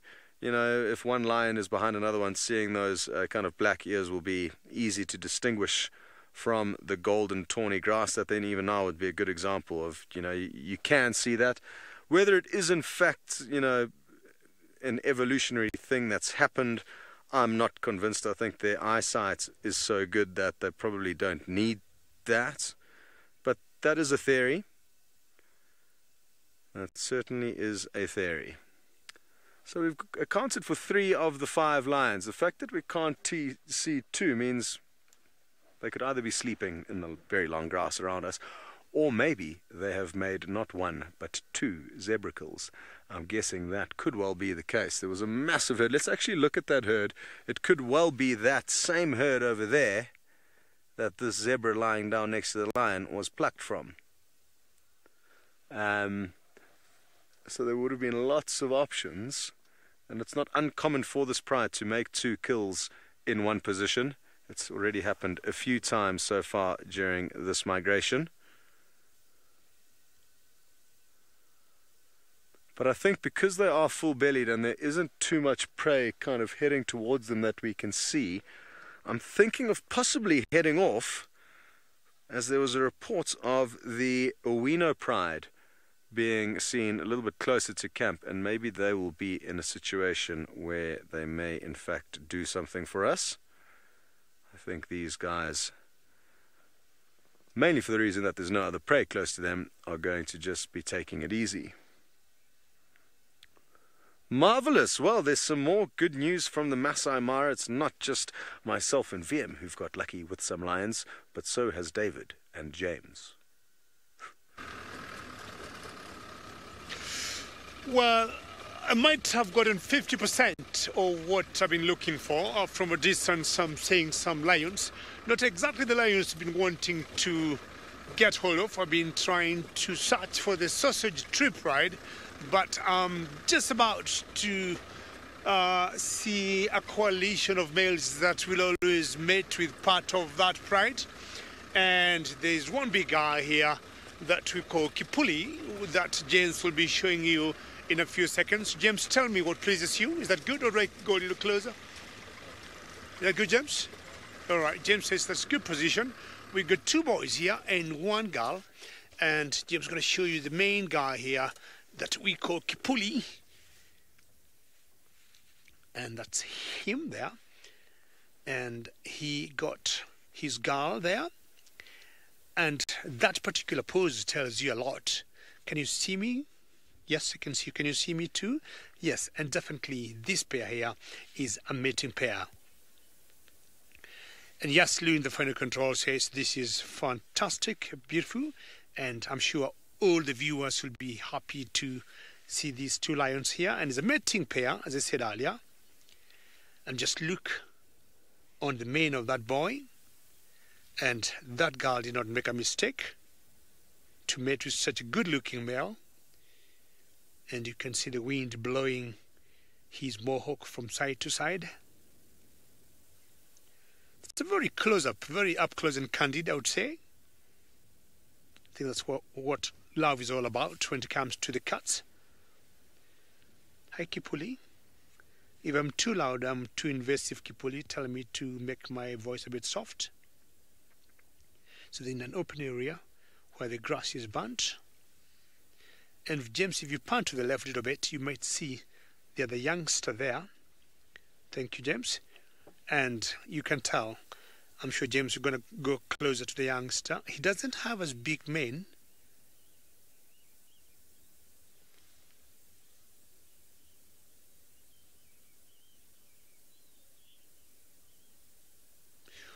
World Painted, how are you today? And in this particular coalition, we got 3 males. There's the big guy. There's one that you see there, Big Painted. That's a youngster there. There's another youngster who is not here. And the big one, the Kipuli, that is with that girl. So this coalition, the few times I've seen it, is always or incorporate 3 males. That big guy, you see that we call Kipuli. And these 2 youngsters here don't have a name as yet, but they control a huge area. We have also seen Kipuli, the guy you see there, also mating with the sausage tree pride that I've been searching for the last 2 hours. But again, yes, just to answer you, this particular coalition incorporates 3 males. This big guy and 2 youngsters. A friend of mine was telling me the youngster we saw on the left earlier was also mating with a female, and I did not understand that. And Kipuli was not very far from there, but it would happen either he is passing the mantle to the young, the young male, but I would imagine the main male in a coalition will always have the mating rights. So this particular one, I guess, I do not know what female he was mating with. And it's very interesting, he's facing the other way, maybe giving them their privacy. You notice how they blend in very well in the grass there. And it's always quite a ritual. The times or the period the lions are out mating, more often than not, it may take 3, 4, 5 days, depending on the age of the male. And what would happen is, Karen, the females at the age of 2, they are fully grown, and 2.5, the girls are ready to mate. And they tend to keep knit close the family, either sisters or aunties or first cousins together. So anything 2.5 years old, a female is ready to mate. And once she's in estrus, she'll definitely bump into any males around that area, and she'll be able to mate. The males might take a bit longer, maybe sometimes 3 years before they actually can be sexually mature. But girls, anything 2.5 years, they are always ready to mate, Karen. So definitely from my look, this girl is quite mature. I would guess she could be anything 4 or 5. I have no idea that she has had any litter before, or this is her first one, but from the look, this definitely not be her first litter if she is going to conceive with Kipuli. I'm still very surprised on how close they are and how they're facing each other. More often than not, you'll always see the pair after mating, the female just laying down, the male also going flat. I don't know how fresh this mating is, but the first 2-3 days, you'll see them mating 15 minutes, every 15 minutes. Sometimes 60 times in a day. Sometimes have been said 72 times in a day. From a distance you can hear some lions calling. I do not know which lions they are calling. If you look at these 2, okay.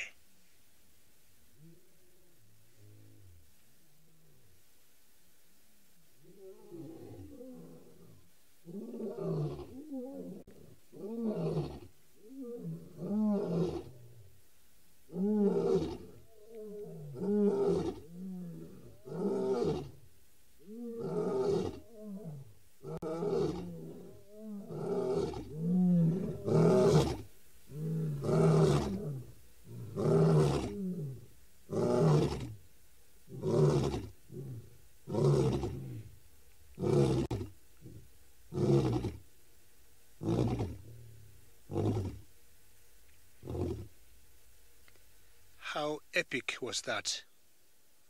Lou is very, very impressed to hear that, and I think I had only one option and keep my big mouth shut. And the lions have spoken for me. I do not know what the girl is trying to do now. Let's find out. Well, I may keep quiet again.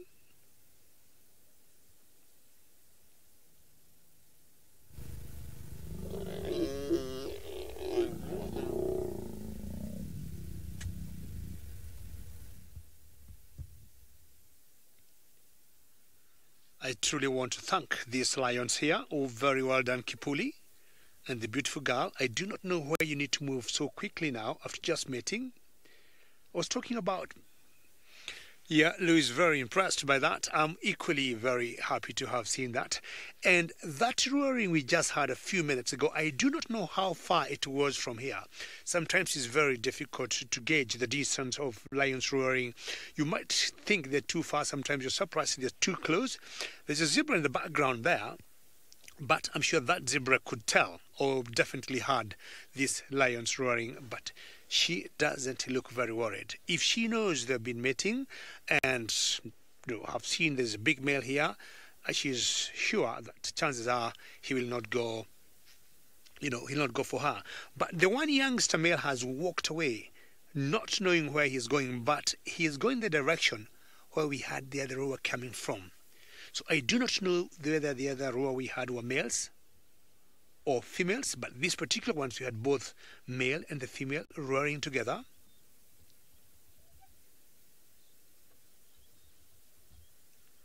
And how epic was that? He is moving away there. I'm sure James is trying to show us. So don't know where he is going, either to wade away with the other lions that were calling. If definitely these are the territorial guys, he could be going to spy and find out who those guys were, maybe come and report back to Kipuli. And then they might make a plan, and that was very epic to hear them roar like any other big cat, and also to see them mating on that, few seconds that we're lucky to see that. But again, it's a world of lions in this afternoon. We'll go to the other pride with Scotty.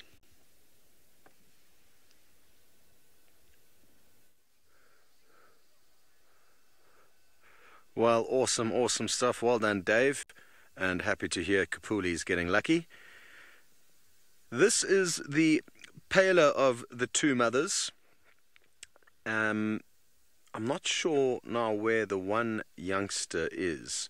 So we found 4 out of the 5. We've driven probably only about 30 or 40 meters away from the rest to find this one. And we just wanted to make sure they hadn't in fact succeeded in making 2 zebra kills, but hard to tell for now. Doesn't seem like it. As you can see, she's got lots of flies bothering her. I don't envy being a lion. The flies really do. Oh, well done, VM. VM found the 5th and final Awino member. Oh, well done, Justin. Justin, our Askari. An Askari is a park ranger in the Kenyan kind of phrase. He spotted it. Justin has got incredible eyes. He's a huge asset to have on board. Nutsa, you would like to know how many prides of lion are there that we kind of see here? Well, it sounds like the Olololo pride are the furthest north.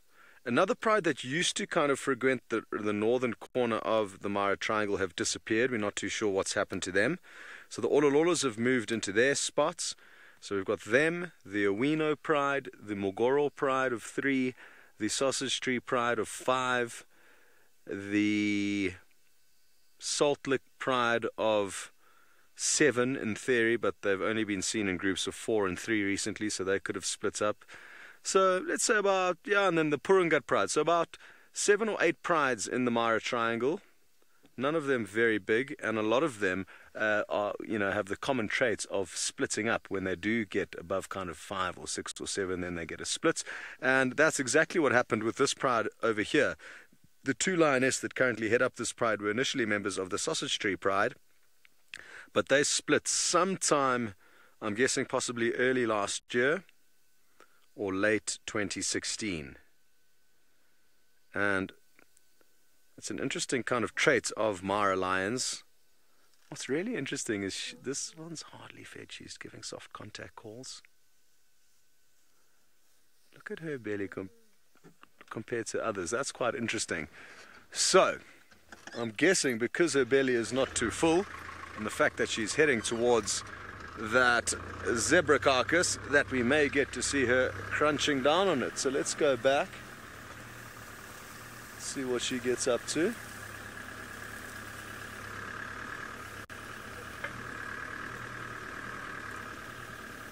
She's stopped for the time being. So let's stop and see if we can't hear any more of her soft contact calls. Come on, call again.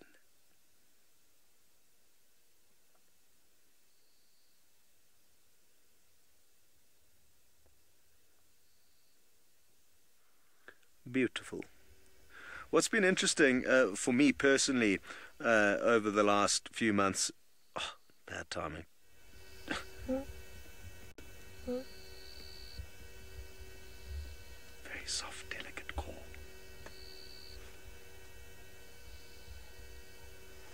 Unlike the deeper rumbling roars that they can also let out, depending on what they're wanting to say.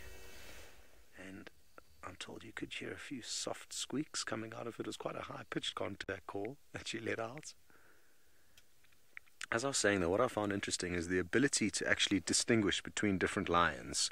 And I urge all of you to kind of take a closer look at the lions that we view and try and learn to distinguish between them, because it's really useful for us to be able to not only just follow these prides as a group, but to get to know them more as individuals. And just like the leopards can be told apart, so can the lions. Just requires a little bit of effort.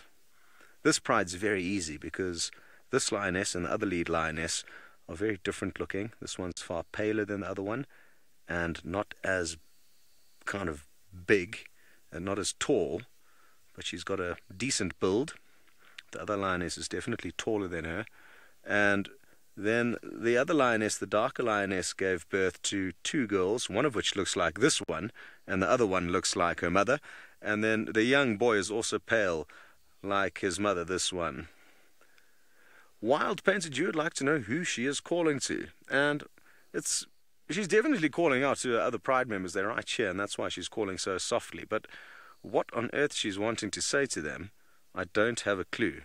And it's quite bizarre because she knows full well that they're here, there's a kill, but she's still calling out to them, which I find kind of strange. Doesn't make a huge amount of sense. But a lot of the things that the wild animals do out here will not be able to be comprehended by our minds because they've got a mind of their own. And definitely don't think like we as humans do, thankfully. I say thankfully. I'm not too sure why. Maybe because we cause these animals so much trouble due to our greediness, but we're not going to go down that road now. Slippery slope. I think it would make more sense to send you across to Taylor McCurdy to see what she has found. Imagine if it's some more lions.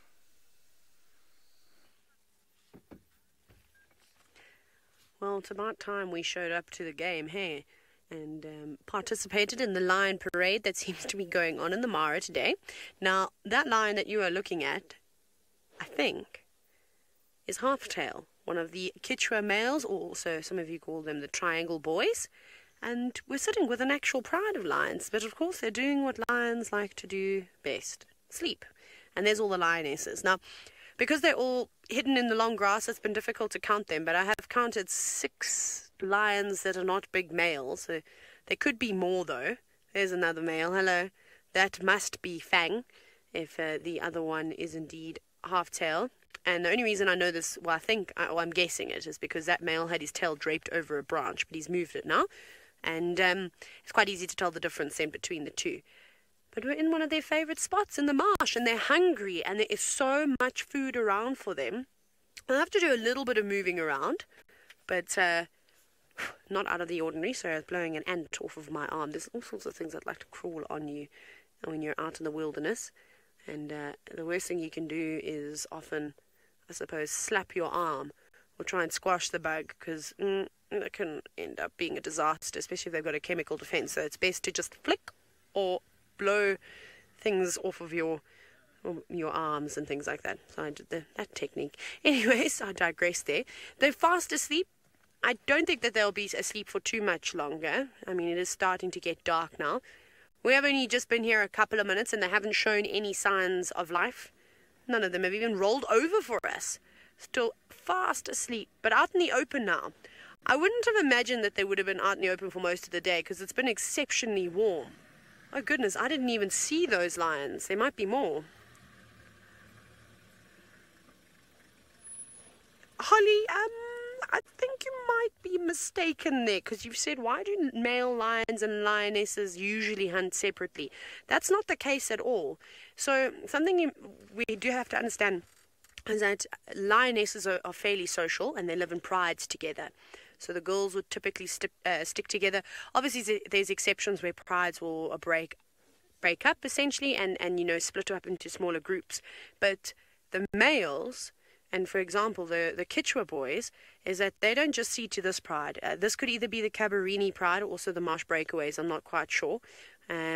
So they will see a number of different females. So if they're not with the pride at the moment, they could be off on a patrol. Well, then yes, they might hunt by themselves, but typically they will hunt together if they are together. So that's kind of not the case at all. If you're a young dispersing male, you're not going to be welcomed into very many prides at quite a young age. So then, yes, you will see young males hunting all on their own. But typically they'll hunt together. They're more successful. The males are super important when bringing down large prey, like things like buffalo. They're obviously much stronger than the females. So they definitely play a vital role. They might not be as quick and agile as the girls. The girls are obviously smaller in size and a lot more streamlined. Those big males have got those big bulky manes. I'm sure they must get in the way at some point. But the male lions hunt just as often as the female lions do, and together most of the time. Unless, again, like I said, they're out on a patrol and they're not with any lionesses at a sort of time. But she doesn't look like she's too hungry. She looks like she's got a bulge. Maybe they have caught something over the last couple of days, something small that they've all just been nibbling on.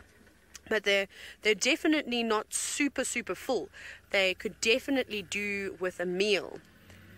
So I might have to come back here in the morning and have a little look around and see if they are able to catch something. I don't know. We'll have to just kind of wait and see. But fantastic for their winyows that Scott has. They've been super successful. First a wildebeest yesterday with Jamie, and then now a zebra. Pretty incredible. They're racking up the statistics in successful hunts. And if they can do it with just a couple of them, I don't think that hunting for this pride would be too much of a problem. Except for the fact that they need to hunt something quite large. They need to catch something like a buffalo to have a decent feed. He's dreaming. Look at that. Twitching paw. Perhaps he is chasing after a big old buffalo bull now. Go, run, and leap. No. I'd love to know what that lion is dreaming about and what he's actually just thinking of. But this is lovely.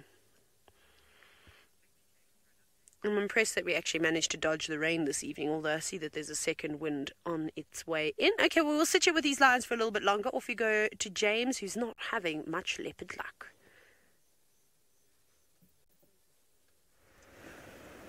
I certainly haven't had much leopard luck at all, I'm afraid.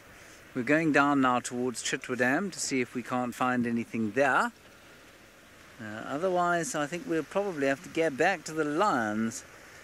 There were reports of tracks of a male leopard coming down towards this way, and so maybe Hosana has decided that Chitwa is the place that he'd like to visit again.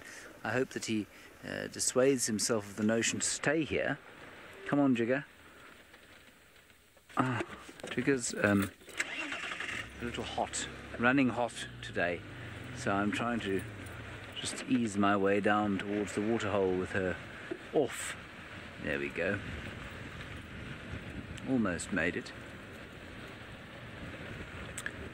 So I'm afraid on the leopard front not much to say. We have found some waterbuck, impala, the odd duiker, But nothing like the success of the Mara teams at the moment. 3 prides of lions. It is wonderful, actually. And the migration, of course, mid-migration. Such an exciting time of the year over in the Marsi Mara, and here for different reasons. Here, of course, because it is the dry season, and it's now that you would expect the game viewing to be the best. And it certainly has been amazing over the last few weeks. Still no Wahlberg's eagle.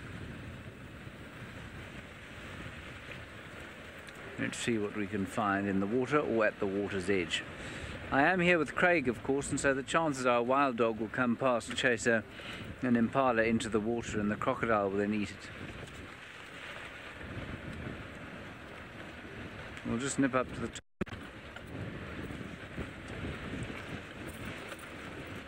Have a look, see what's here.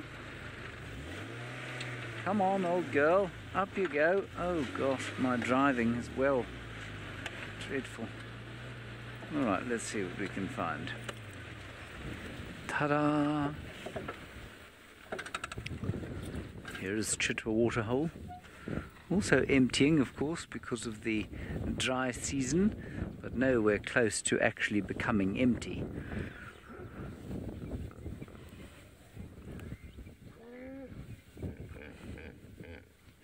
Such a lovely sound, that is such a peaceful sound of Africa.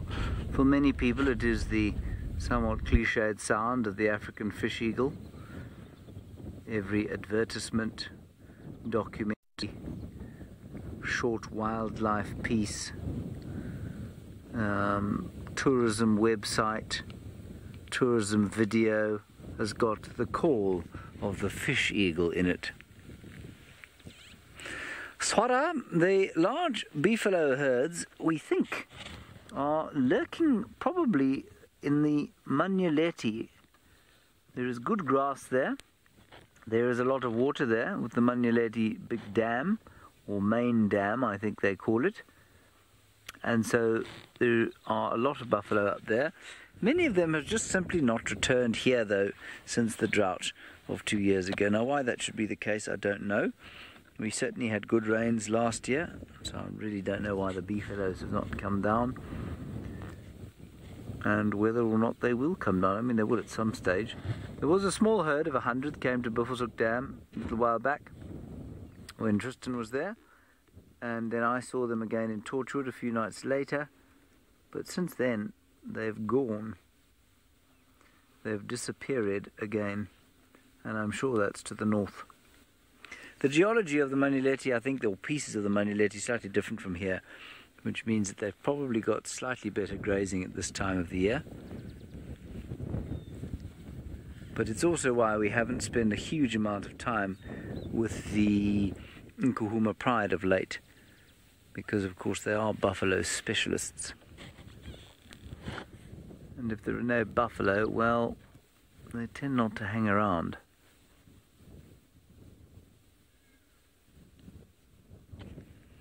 Bit of a wind blowing in from the northwest, which tells me that the cold front that hit us yesterday has gone away. Right, we're going to go back up to the Marsi Mara, where Taylor McCurdy is experiencing an embarrassment of riches. She's had lions, she's had various other things, and now she's got a large elephant. So we haven't actually moved from the sighting. We've just got a rather large elephant bull feeding in Alaga, which is a drainage line, so he's just over there. That's why he looks so small at the moment, but I can promise you he's far from small. And this is where we do spend a lot of time with elephants and things like that. So they're the lions. Now, I don't know if the lions know that the elephant is there. Maybe they've heard him feasting away. He doesn't particularly care about the lions sleeping, and he's going to chew and pull the leaves off as loudly as he can. And if we're lucky, we might even get him charging towards this herd if he comes in. The herd of lions? That is not the correct collective noun for a group of lions. But yes, you get what I meant. But anyways, that sometimes can happen. There we go, climbing out. Oh, Stumpy, where's the rest of your tail? Now, that is what you call half tail, not what that other lion has. He's just missing the tip of his tail. But again, not an uncommon injury to see on an elephant. It could have happened from a number of different reasons. But he's a beautiful boy. And you'll probably find it happened when he was younger. Just munching away, enjoying himself. Oh, the scenery is just so beautiful. I was about to say, I was like, are those vehicles? But it's not. It's the that housing that you can see in the distance. That's a ranger's accommodation at Olololo Gate. I thought, goodness, what sighting is over there? But it isn't. So that's what you can just see in the far distance. So that's the most northern boundary of the triangle. Minamu, I'm sure elephants get toothache. 100%. Eating the things that they eat out here. I'm sure their teeth must, well, I don't know what word I'm trying to find now. I cannot speak English very well either. But anyways, I'm sure that they do encounter things like that every now and then. How they would deal with it, maybe they chew on a plant. Who knows? Maybe they go to the dentist, they get it pulled out. I don't know who would be brave enough to stick their hand into an elephant's mouth. That'd be interesting.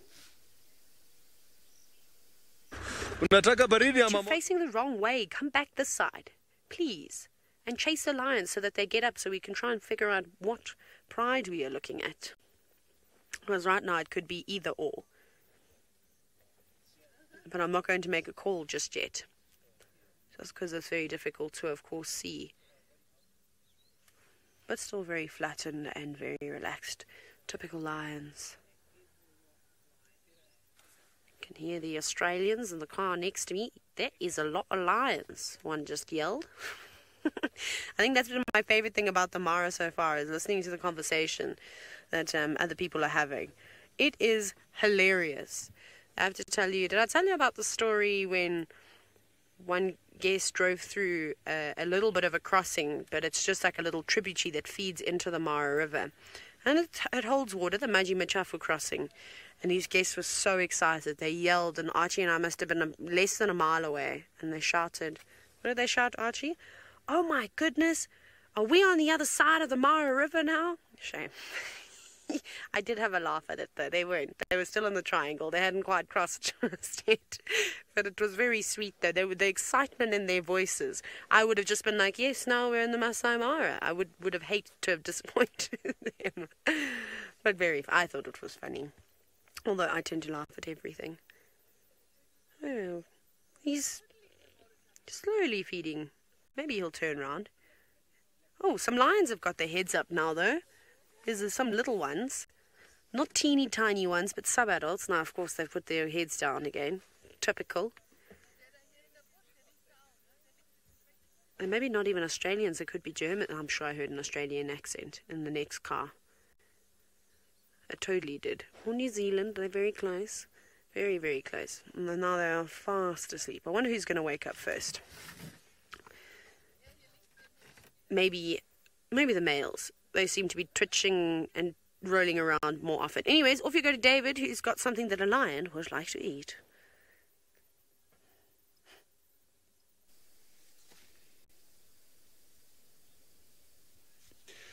Well, nothing out of ordinary with kitty cats, especially the lions, baying flat. But, well, I got like 3 species at the same time here. And they have a commonality of what they're doing. The wildebeest, the topi, and the zebra. And I'm trying to look if maybe I could give a small little poll to it there and tell me. The zebra has the black and white, and the topi has, is it black and brown? Which of the two do you think is more colorful? You can always send your tweets. #SafariLive. You got them there, right on the frame. Zebra, black and white, or white and black. And the topi there, either grey and brown. Very good, James. And tell me, of the two animals, which one do you think is more colorful? There's one major difference between these two animals that you see here. Well done, James. And I think it's time to nurse now. James, do you think that baby is too big to nurse? She's even struggling to go under the belly of the mother. I think by now she should have been weaned 6-8 months. It's time to, like, come on, get into grass and stop getting my milk. I need to re-energize and prepare for the next baby. And yeah, Lou in the final control agrees with me that that baby is rather big to be nursing. I think zebras are known to kick hard. I wouldn't advocate for the mother to give a little kick, but I would say a little push, like, you know, you're just too big. She is almost the size of that toppy in front of the mother. Now, what you're doing should be the correct thing, feeding on the grass. Come on, wildebeest, get out of the way. We are looking at the baby.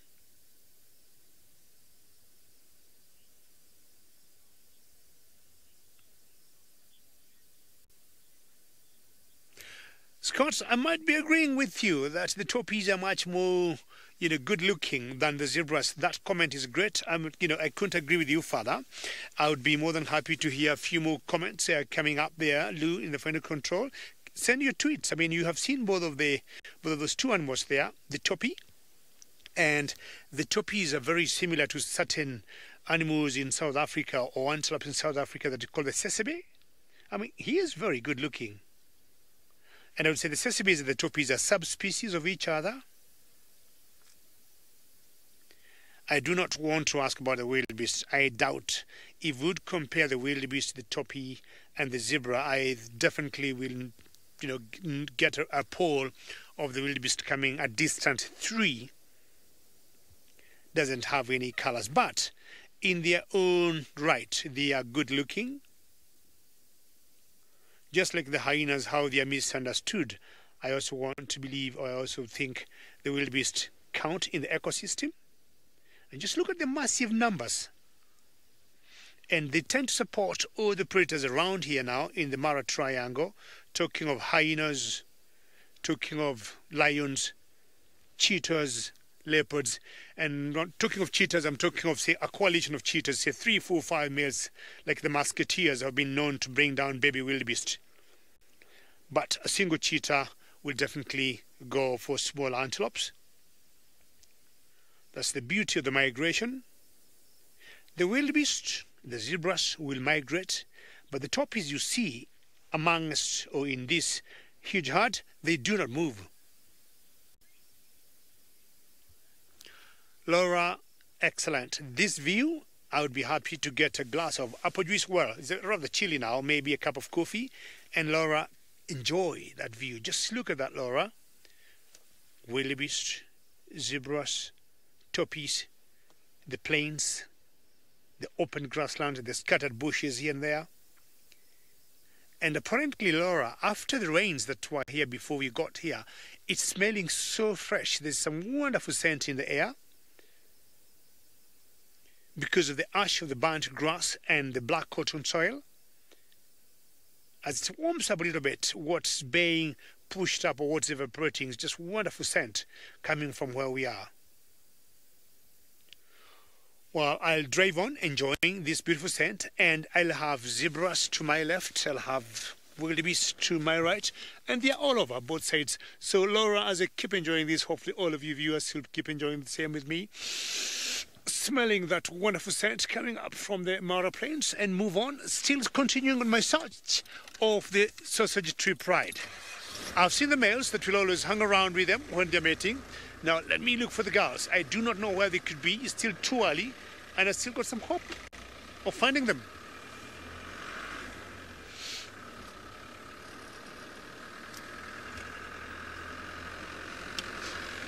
James, all the way in South Africa, is searching for cats too. Good luck, James. And failing dismally. There was a fork-tailed drongo, and I was in conversation briefly there with the taxon, who is also looking for Hothana, the male leopard, around this area. That is a fork-tailed drongo, isn't it? It's not a black flycatcher, surely. I say,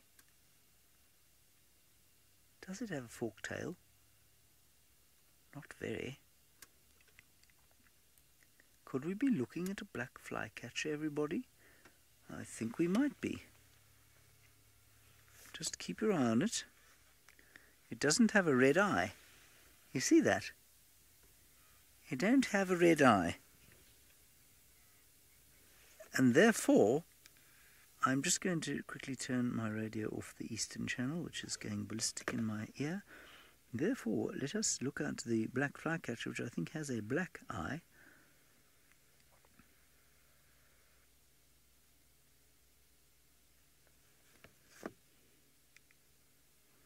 You still got him there. Yeah, both the drongo species have got, as I say, have got red eyes. The black one has a brown eye. Yep, that's him. No, except he's got a forked tail. He can't be. Let's quickly try and enthrall him with a call. See how it looks somewhat forkedish. Duller than male, lacks deep red eye of the drongos. That thing does not have a red eye, and we've got very nice light on it, wouldn't you say? I'd say. Let's make a call. Here we go.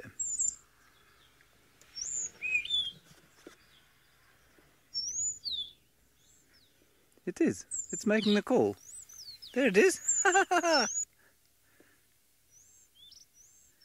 Thank you very much. I do apologize for disturbing your peacefulness, but there it is, the black flycatcher with a slightly forked tail.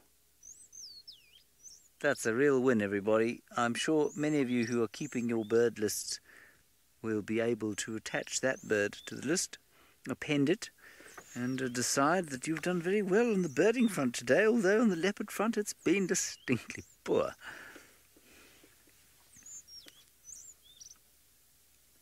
That's very cool.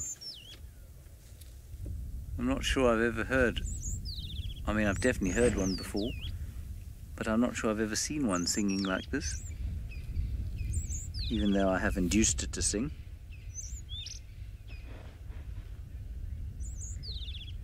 Yes, thank you Arbia, the fork-tailed, black-eyed drongo flycatcher. That's exactly what we have here.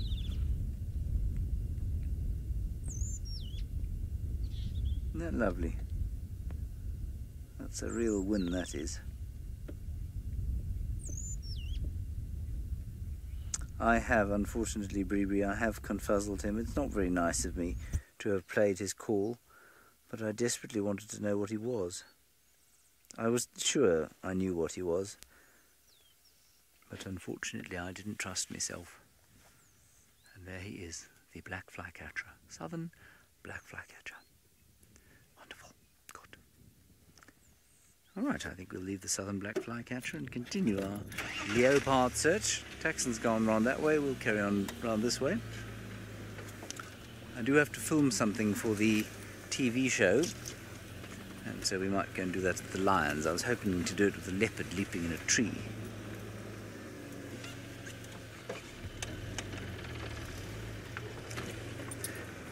There are some tracks of a male leopard going in here, but they look old to me, and I'm sure they were from Tingana when he was going, not Tingana, Orsano when he was going up and down this road, or crisscrossing it earlier this morning.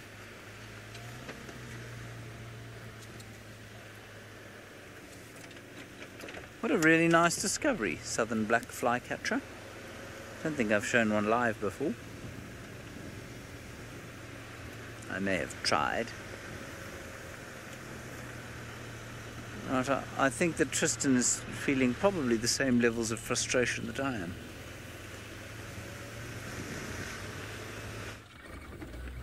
Well, to a degree, yes, James, although we've got a lot more to go on than what James does at the moment. So I have tracks for Thandi walking back towards the area where we had Kalamba and her yesterday. And so I've come to this area to try and see. I heard some Franklin's alarm calling this side, and well, Fergus heard some Franklin's alarm calling, and I have tracks coming this way. So I've just come to where I last saw Kalamba in the hope that maybe, just maybe, Thandi has just come back towards her. Unfortunately though, the terrain to get to where they were yesterday from this side is very, very difficult, but I thought maybe I'd just double check in case they were somewhere here. So just having a little scan around, checking all the trees just to see if somehow they're just in this potential area. I have a feeling they're not far. just am not 100% sure where exactly. We will find them, I'm hoping. We just got to really kind of double check and recheck and look and look and look and look again. But it's starting to get to that time of the day where leopards should be moving, so every now and then just turning off, listening, hoping that there's an alarm call or something that will give them away. But her tracks are interesting because they come from the south over Vuyatela access through the block, and they look like they were going towards Aubrey's, and then they just change all of a sudden and they go straight kind of northeast, which would then pop them out pretty much where I am right now, up against the drainage line. Where we left Kalamba yesterday is just on the other side to the right, so I'm wondering if maybe, just maybe, they aren't somewhere there in this drainage line. She was, like I say, seen quite a while ago. It's almost 4 hours since she was seen, so we know our leopards can move serious distance in a 4-hour span, and I'm a bit concerned that maybe, just maybe, she's way ahead of where we are now, and that we might have missed the bus a little bit. But we'll go and check Gallego Pan in case some tracks come out there, because if she did get Kalamba and they're not on a kill and going back the same direction, well, then they might go for some water very close by. She might take Kalamba for a little drink, thinking that might happen. There's not really many other places for her to drink, but I'm trying to scan all the trees just to see if maybe I can spot something dangling in a tree, any sort of tails maybe of little Kalamba as she waits for Mom to come back, but so far no sign. Anyway, we'll keep persevering. I'm sure we can find something at some point, and so while we do that, let's send you back across to David, who's still with the sausages, and well, I'm sure he's beaming from ear to ear that he found the cats that he was looking for, unlike us. Good luck, James, and hopefully you're going to see those cats. I haven't seen my sausage parade yet, but what I'm doing a bit of dancing on the road. As you can see how the car is going, it's not because of a mechanical issue, it's just because it has rained in this particular area, and this patch, or where this road is full of black cotton soil. So it rains and it soaks very easily, and it's very, very soft. And the tires dig right down there, and I have to keep concentrating on the road, otherwise I'm going to lose track.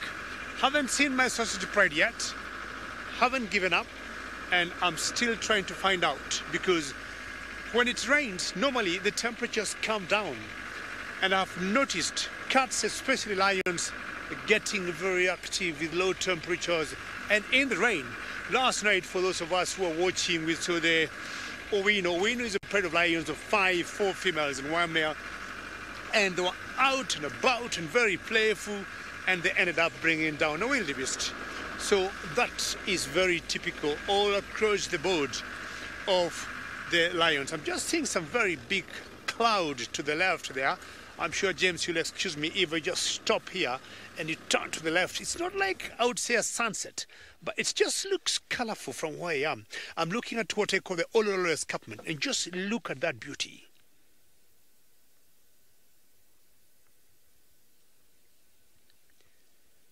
And this is the beauty of the Mara Triangle.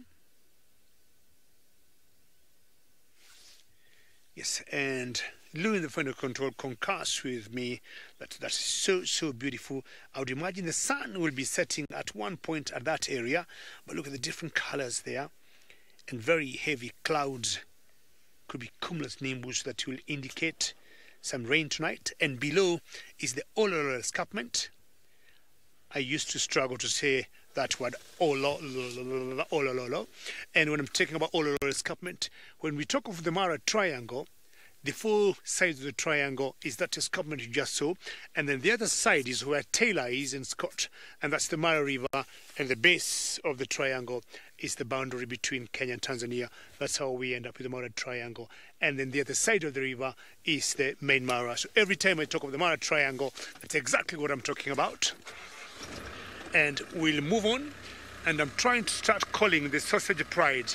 It's a lot easier, I've noticed, to spot the males than the females. Thinking maybe the males are bigger in size than the females. The men,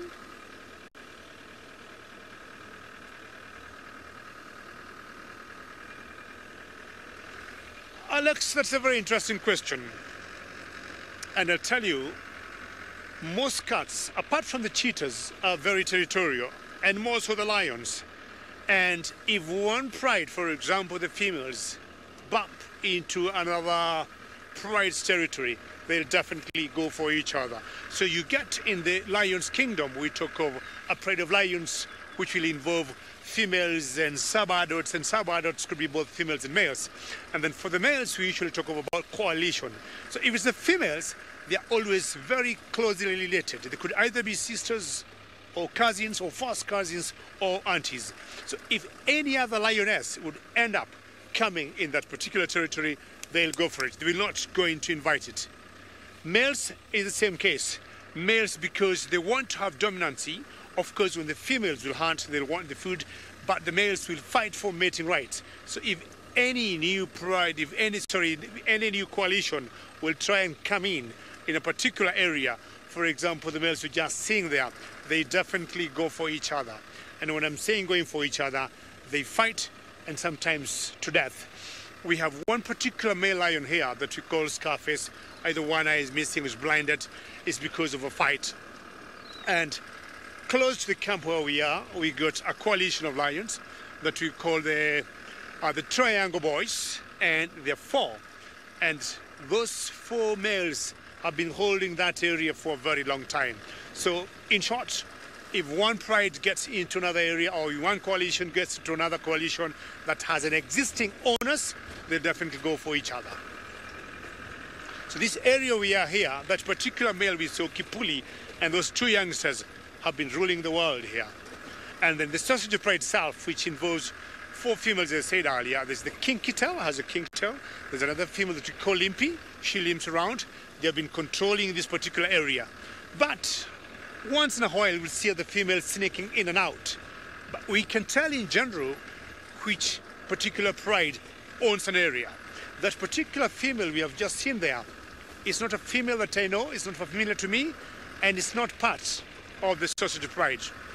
Just thinking widely, there's another pride of lions that we call the Salt Lake Pride, and we think she could be coming from there. And maybe after the honeymoon is over, she conceives, she will head out and maybe go rejoin the Salt Lake Pride. So we have taken a different loop, still chancing and improving our chances of seeing the sausage pride. And of course, if not today, tomorrow would be another day. With this kind of short open grass, I would say lions can run, but they cannot hide. The way we spotted the other 3 a few minutes ago was just, good eyes of James. He told me, stop and look on your right, and there they were.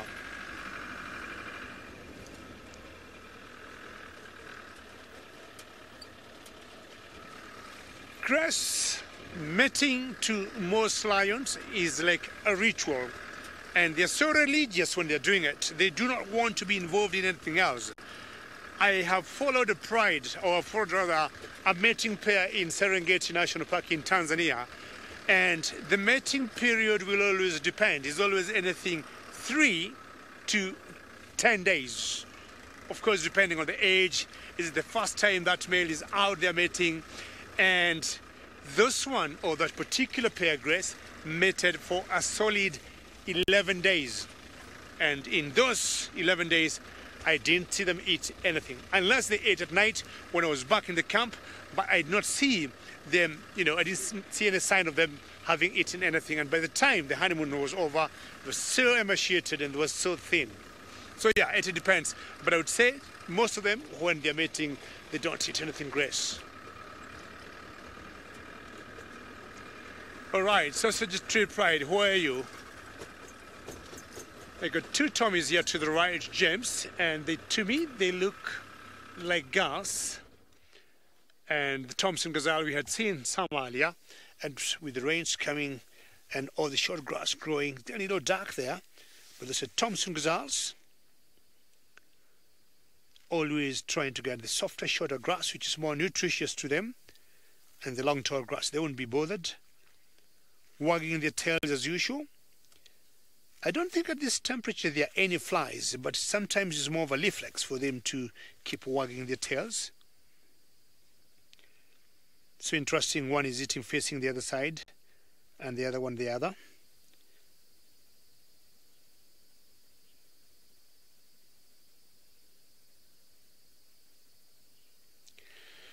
Jack, my favorite herbivore in the Mara is the zebra. James, you see those zebras in the background there? How far are they? And I would say so, Jack, because of the black and white in them, and those colors. Anytime I see in black and white, I don't know what is. I cannot explain what I would want to put it, but the two are my favorite colors to start with. And anytime I see zebras, they remind me of my two favorite colors. So Jack, I would say zebra is my favorite herbivore.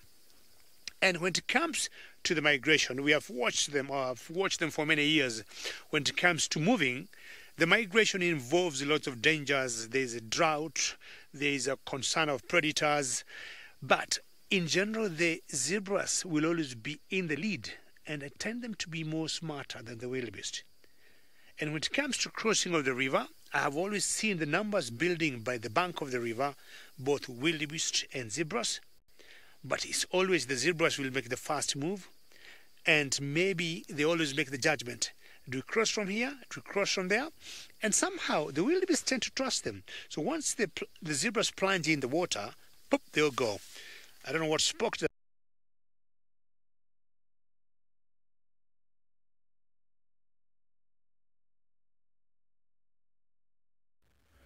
Well, unfortunately, it sounds like the gremlins continue to rage in the Mara, and hopefully they'll disappear at some point in life, because they really are well entrenched on that side of the world at the moment. We've been rather lucky here on Juma that we haven't had to deal with them too much of late, touch wood. But we've got some kudu in front of us. Kudu, where's the leopard? Why are you all so quiet? You should be barking. That would help us a lot. But the kudu are very quiet. There's a whole bunch of them spread across the fire break at the moment, so they're all kind of just milling about, really, and they'll start to come out of the thickets at this time of the day, start getting onto these kind of fire break areas where at least it's a little safer and easier to see things like a leopard. So I'm not surprised that they're actually out here, but it's being a bit frustrating this afternoon. I would have thought Tundi's tracks would have come out in a certain area, and they just haven't, and I can't really get a vehicle to where the last track was, so I kind of sit much like we did yesterday, in that it's an impenetrable fortress of trees where our vehicles, even these vehicles, just cannot reach, which I suppose is great for a leopard, but a little bit frustrating for us. But hopefully we'll just keep persevering and something will come out. It's good to sometimes sit at this time of the day and with things like kudu, not because something's going to hunt these particular kudu, but sometimes you get alarm calls or a vocalizing from a dominant individual, and that will just help you kind of get to where you need to be and find what you're looking for. So it was worth just checking it out and sitting for a little bit and enjoying it. The sun is almost down now, so I would imagine that the cats would start to move. It's a lot more kind of cooler than it was earlier. It's definitely, the temperature's dropped off quite nicely, and it's a very pleasant temperature for the cats to be starting to wake up and move around. I wonder if maybe she might head towards Gallagher Pan. I might swing past there again just now. It's about the right time to start heading in that direction and just see if maybe she's lurking around there with Kalamba and they're having a little bit of a drink of water.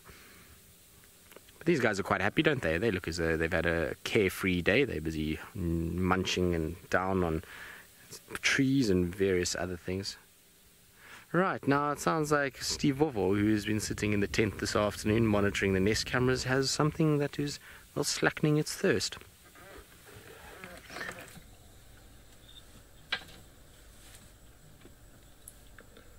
Good afternoon, everybody, from a lion-filled show to a few impala coming down to quench their thirst. My name is Steve, and I'm in the tent watching the sun set in the west, and it is a marvelous afternoon down here in Juma in the Sabi Sands as we have a look at some skittish male impala coming down to drink with one of the nest cams at Vuyatela watering hole, one at a time, with some turtle doves at their heels. We know where the lions are. We have a feeling Hosana is further south as well.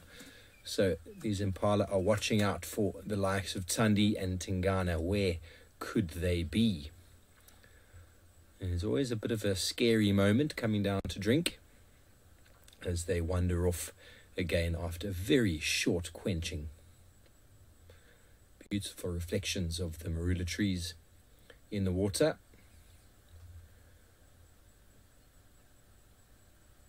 It's a very slight breeze out there, not too much at all. So that's probably why the lions are still sleeping. And there's no signs of any other cats at the moment, but the night will be upon us soon as the sun reaches the horizon. Here comes another impala from the right. Seemingly the second rutting season is over. We haven't heard too much in the way of shouting from these boys.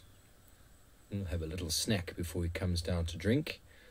You can imagine the feeding potential or the feeding rate that happens on plants close to the watering hole as the animals come and go.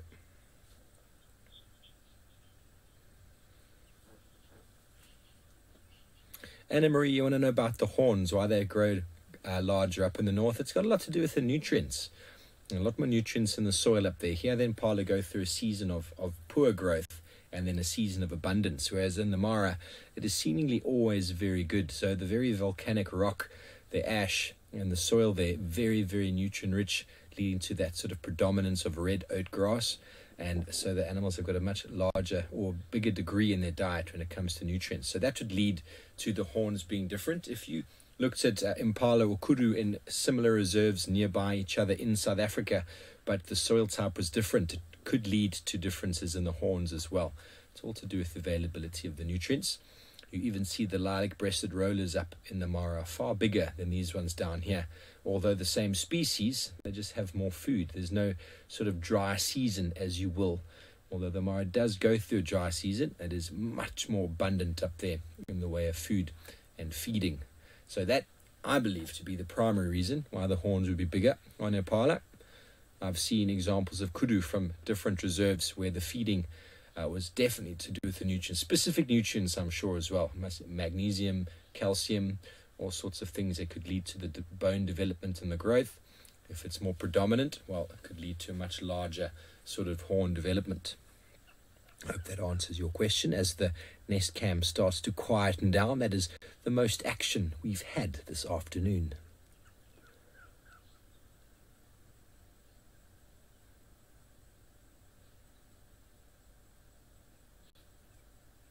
Very still, as you can see.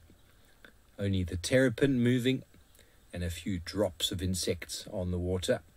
Well, as the birds come in to quench their thirst, we'll keep our eyes peeled for any other moving animals. And in the meantime, let's go back over to Tristan, see how he's getting along with his leopard search.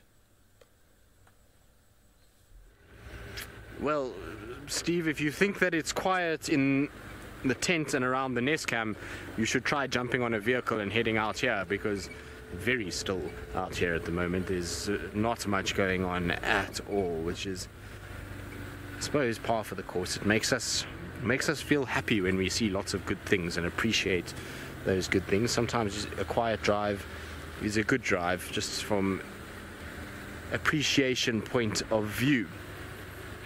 But still nothing further on Tandy. I mean, I've checked pretty much everywhere that I can possibly think that she would have come out, and she hasn't. And so maybe she's just sleeping in this block and taking it very easy. Just want to check. There's a tree there which has got a whole bunch of sticks lying kind of down that almost look a little bit leopard-like. So I just want to do a double scan there and just make 100% sure there's not a kitty sitting in the tree and I'm missing it. No kitty. Just some bark that's hanging down. So just double checking. One can never be too careful when it comes to our spotted friends. They do sometimes sit in trees just like that, and sometimes you think, it's just a bit of bark, or it's just a stump or piece of wood, and then you drive right past it. So it's always good if you see something that you're not quite sure takes 1 second just to double check rather than missing a cat. So always stop if I see something that I just want to double check and make 100% sure. I've spotted a lot of different things that way, actually. Sometimes not even leopards. Sometimes you spot some random things like owls or genets and things like that that are around. Right, I think Gallego Pan is our option for now, so we're going to head that way. We're just doing one last traverse of Gallego's shortcut just to see where, or in case she's crossed out behind me, but I doubt it. I don't think she has. And so while I do that towards Gallego Pan, let's send you back. Well, we're not going to send you because Louise has got the wrong comms. You've got the wrong comms, Louise. So we're not going to send you to Scott just yet, but now we'll start sending you to Scott, who otherwise would have been caught with his proverbial pants down, which wouldn't have been very, very nice at all. And so we can send him across to see what he's up to. It's Tristan making fun of me.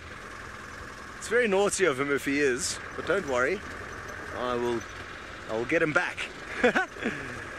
So we've left the Owino Pride. We have been driving. Oh, sorry, he's making fun of Louise, who's directing the show. I'll help you, Louise. I'll help you get back at him. Naughty Tristan. So, like I said, we've left the Owino Pride quite far to the south behind us, and we've moved into an area where we are told the Olololo Pride was seen this morning. Now, if you haven't met the Olololo Pride yet, it's worth sticking around because there are lots and lots of lion. It is the biggest pride of lion in the Mara Triangle at the moment. I think there could be as many as 16 or 17 members. I think 4 or 5 are adults and the rest are youngsters that are just over a year old. So it's a massive pride, and it's going to be very, very interesting to see how they kind of begin to fare in the coming weeks and months as those youngsters get even bigger and stronger and therefore add power to that pride. We don't spend much time with them. It's actually the weirdest thing. They are the closest pride to us, but because they live in an area where we can't off-road, they're kind of half off-roading, half non-off-roading area, which makes it tricky for us to kind of follow them, so we've decided not to really focus too much attention on them. Debbie, you would like to know, how do we not get lost out here? Well, it's actually very easy. If we look out that way, that's to the east, you can see a kind of belt of green forest that indicates where the Mara River is. So the Mara River is along that belt of forest. And then what we also use is the sun. That's one of the main things we use, the sun. Also quite a few of those little hills that you see out there. That hill that we're looking at now is where a camp called Serena is. So there's a few kind of hills and points, but the main thing that helps us is this mountain on our left-hand side to the west of us. You can see the glow of the sun poking through there. And this kind of mountain range runs along the whole western portion of the Masai Mara. So this is the Olololo Escarpment. I guess it kind of runs southwest, not directly south. But this definitely helps us greatly. You can always look up and find out where the mountain is and therefore have an idea where you are. At night it becomes very difficult. Even if it's starry, we've got a roof on, which makes it difficult to see the stars. And like if the Bracenta light, which is just a little light down over here that shines on my face now, that kind of blinds me a little bit. So at night it can be a little bit difficult, and we do get lost at night, but we use technology, various tracking apps that help us track our movements and work out where we are and which direction we're heading in. That's one of the best ways to do things at night. But during the day it is easy here. A place like the Sabi Sands, interestingly, is a lot more difficult because there's a lot more thick vegetation, less big hills to see, and a lot more roads, hundreds of roads. So the Sabi Sands definitely takes longer to be able to get to know than the Mara. On my first drive out in the Mara, I'll never forget, I wasn't too worried about finding my way home because you can see for so far. And our camp is up on a big mountain where there's a lodge with lots of lights, so that also helps after dark. Okay, where are these lion? They could be around any one of these corners, so be ready. Told there was somewhere around this kind of little mountainy hill That's on our left over there.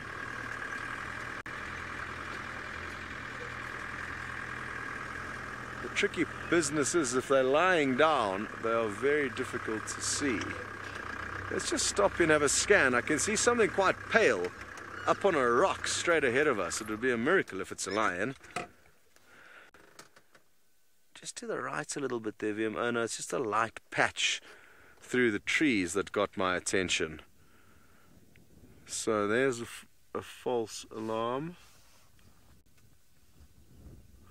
Just going to use my binoculars for a second, and VM will kind of pan you around. If any of you spot a lion, do shout. I will reward you with a virtual high five. Nothing there. Well, let's go back and get back onto the road. This is just a little kind of track that runs up to a spot where people could have a picnic that I thought would be worth checking. It's a beautiful evening, and I love this stage of the evening because you'll find most of the other vehicles have had to head back to camp, yet we have got special privileges out here, so we've got kind of the place to ourselves, and it's the time of the evening where things start hotting up. Very good. While we try and work out where the Olololo Pride are, we are going to be sending you back to David Gitu to see what he is up to.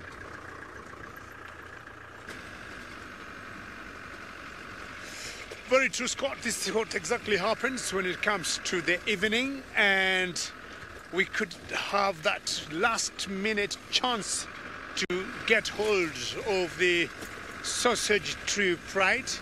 We have definitely cleaned that whole area in the background there. We can tell they're not anywhere there. And if I'll be out tomorrow morning, or any of my colleagues will be coming tomorrow morning, it's now a lot easier for me to tell them from what area to start zeroing in on. So it'll be like from this block towards the boundary of Kenya and Tanzania. We are about how many? 15 kilometers more or less to the boundary between Kenya and Tanzania. I've never heard of the sausage tree pride going to Tanzania, but with all the availability of food around here, with all the openness of food here, it's very possible they could do that. And also, may I apologize for the gremlins that have been hunting me today on 2 or 3 occasions. I just disappeared. My apologies for that. And I think it's because of the rains we're getting tomorrow now, or the clouds that are building up could be affecting our transmission. My apologies. Well, Louis, the final control, tells me it's not only me. It has been across the board. All the guides have been hunted by gremlins, so wow, happens. But I'm sure you're going to come clean out of that. I'm still enjoying this sunset. I'm not sure to call it a sunset or sunrise. Let me see what James will think of it. Depending on the clouds, it's a different formation from what we saw before. James, let's see whether this will look like a sunset or a sunrise. I'm a bit confused now, James.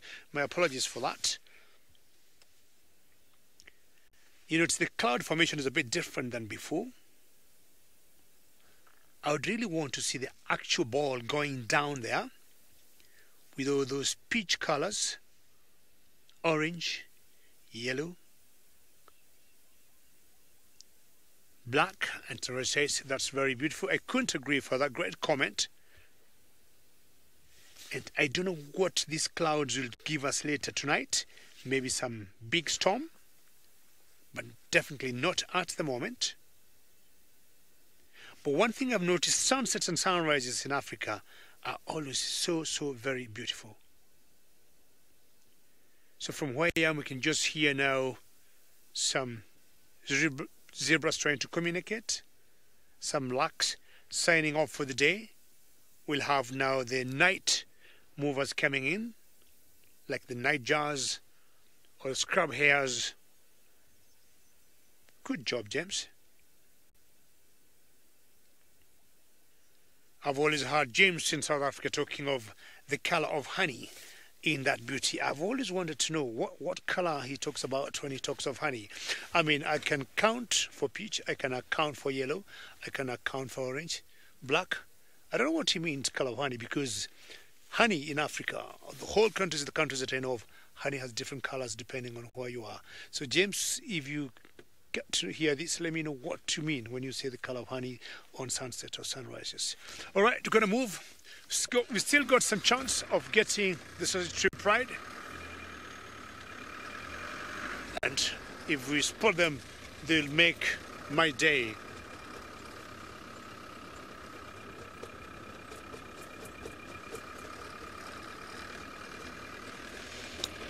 Minamu, I'll tell you, yes, they do. And we believe, personally, from my own experience, Minamu, I think the zebras tend to see better at night than the wildebeest. That's my own experience. And they form what it calls scratch my back or scratch yours. So definitely, if the zebras spot a predator, and more so lions, Minamu, as you say, they'll always alert the wildebeest. And during the day, I've noticed the wildebeest being more alert to predators than the zebras, and they do the same. So Minamu would say, yes, they develop a relationship and they help each other in terms of, their safety and security. And because they're always in big numbers, that translates what I usually say, safety numbers. So chances are, during the day, you'll see the wildebeest coming close to the zebras, and during the day, you see zebras heading towards close to the wildebeest, and I think for that one particular reason. If they're deciding to cross the Mara River during the crossing, and the zebras stop to cross, the wildebeest automatically also will do the same. Beautiful sighting. I want James here to see whether you can do 180. Just we enjoy these plains of the Mara, and Minamu, hopefully you're still watching and see the zebras spawning out all around as you look left, right. It's a world full of zebras. And very quietly feeding. Thank you very much, James. And again in the background is the Olololo escarpment. And the scattered trees, which is very iconic of the Mara, that you'd call the torchwood or the balnite. So those trees you see there are very iconic of the Mara plains or the savannah. I could not ask for a beautiful world than this. Such a great office to work in. And the sun is still trying to push down there. And that setting keeps changing every few minutes. How peaceful is that? I'm sure if James, I could borrow your blanket, I would be more than happy to spend the night here. But James is a big boy, so I'm sure he'll want to go have his dinner. Is that true, James? Fantastic. James is always magic. When he puts his hands on that camera, he does a wonderful work. Thank you very much, all you viewers, on James's work.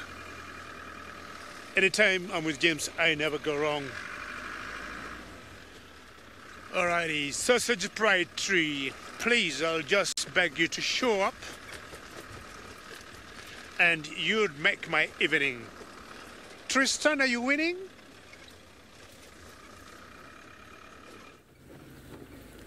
David, no. So I'm going to do the same thing as David, except that I'm not going to call it sausage tree. I'm going to call Tandi or Tlalamba. Please make my evening and show yourselves.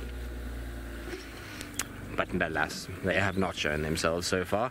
I'm just checking around inside here. Fergus, did you spot something? So Fergus says there's a stick that's blinding him. So we're looking down inside here. So when I say it's not accessible by a car, this is pretty much what I'm referring to. So I don't take many thickets as a place that I cannot go. I have this philosophy that there is always a plan to be made to get through thickets. But in this case, there really is no plan that can be made, and there is no way to get inside of here at all. It's a steep drop. I mean, even if you wanted to try and off-road here, you're going to take your life into your own hands trying to get down in there, and probably in all likelihood I would damage these cars and kill Fergus and myself, which I don't know about you, Ferg, but I'm quite happy to be alive, and certainly don't want to damage a car before TV, because then I might not be alive if Steph and James get hold of me. So apparently FC is also happy for us to live. Well, that's good to know. Thank you, Louise, that we are valued as team members within this establishment. So what we're going to do is we're going to just try and bumble on this drainage, and I'm hoping that somehow I spot one of these two cats just somewhere. This is a major kind of Haley's, well, we wouldn't call it Haley's a hopper. I don't know why I said Haley's hopper. A major kind of Hail Mary pass, and I'm hoping that I might just get lucky. I'm sure she's coming back here to Tlalamba, and I've run out of light now to track, and so, you know, I'm hoping that I'm just going to bump into her meeting up with Tlalamba. I've stopped and turned off a few times just to listen, try to get some alarm calls, maybe even her chuffing or something like that as she makes her way towards her little cub. But alas, nothing. I've just received nothing in my ears and nothing to my eyes, and so, well, Tandy's letting me down. We'll get something. Something will pop out for us to make our evening. It's been 2 rough afternoons, and so we need to rectify these situations. We can't have this nonsense. Leopards, we need to sort this out. Whatever I've done to offend you, I'm sorry. Come back now, please. Apparently there is a hyena on the dam cam. Oh, interesting. It's perfect for Steve, Louise. Steve must be all amped up, waiting in hope that that hyena makes its way to Nest Cam to brighten up his afternoon. Well, I know, but dam cam and Nest Cam are pretty much in a similar area. Am I wrong? No, I'm right. They are in a similar area, so there is a possibility that hyena goes for a little swim. Apparently it's walking away from everything. Okay, I'm sorry, Louise. You're right, I'm wrong. Sorry. Now, I don't think I'll make it to said hyena because, well, I'm quite far north now. Nothing was at Gallagher Pan, by the way. I did check there too. It doesn't seem like anything was happening on that side either. Oh, Tandy. Part of the reason why I enjoy her is that she's not easy to find. There's something about the fact that she's tough to find that makes me like her even more, because I feel like you really have to put a lot of effort in to find her, and you don't just get random sightings. You get a reward at the end of working hard, and that's always a nice thing to have. So hopefully we will be rewarded at some point for an afternoon of looking for her. I suppose after 4 hours of her walking, or 5 hours now of her walking ahead of us, I suppose she could be quite far away actually. I might be completely searching in the wrong places, but I just can't find any other tracks, and so that's why I keep kind of checking in this area and hoping that she'll pop out with little Tlalamba in tow, and the two of them will be bounding through the grass like they were doing the other day. Miss Salamandrous, yes, leopards are on vacation. It's just that pre-TV show vacation. One needs to go and rest. Hosana's got cucumbers on his eyes at the moment with his feet up. Tingana's looking for a meal just so he looks buff, and is hitting the gym on a gym vacation. And Tandy and Tlalamba have gone to the spa for yes, manicures and pedicures, Louise, and just making sure that they are all well and truly looking good for this weekend. So it's okay. They're allowed that time. As a celebrity cat, one must make sure that they are looked after if they are to make continued and frequent appearances. And so, you know, we do all we can to make sure that all of them are in a good state and have had what they need. Sometimes, you know, you've got to call in outsiders at times to help out, so sometimes we try and get Hukamuri and get him out of his trailer to come and sort of spend some time on our side as well. Anyway, we're going to carry on. We're going to get to a road now and actually stay on the roads because it's getting dark and I'm not going to be able to spot too much. So while I do that, we're going to send you to Scott, this time successfully, and he's also doing what I'm doing, searching for cats, but I hope he's had more luck than what I've had.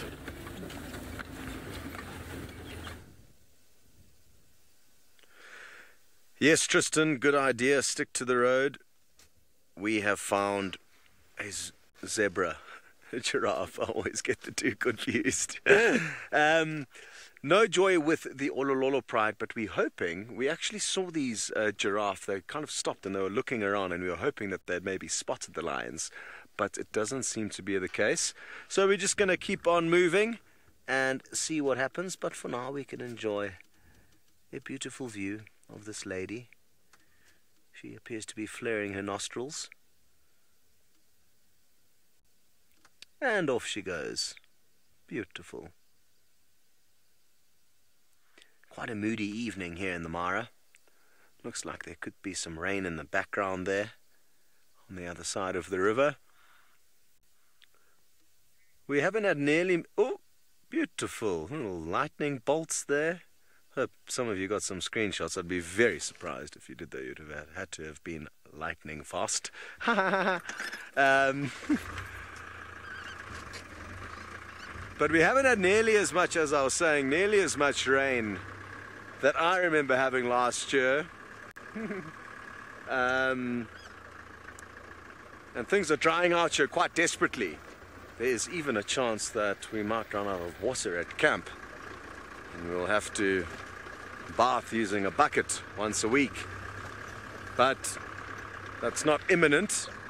But unless we get some rain, that's a reality. VM says he likes bathing in a bucket. Yeah.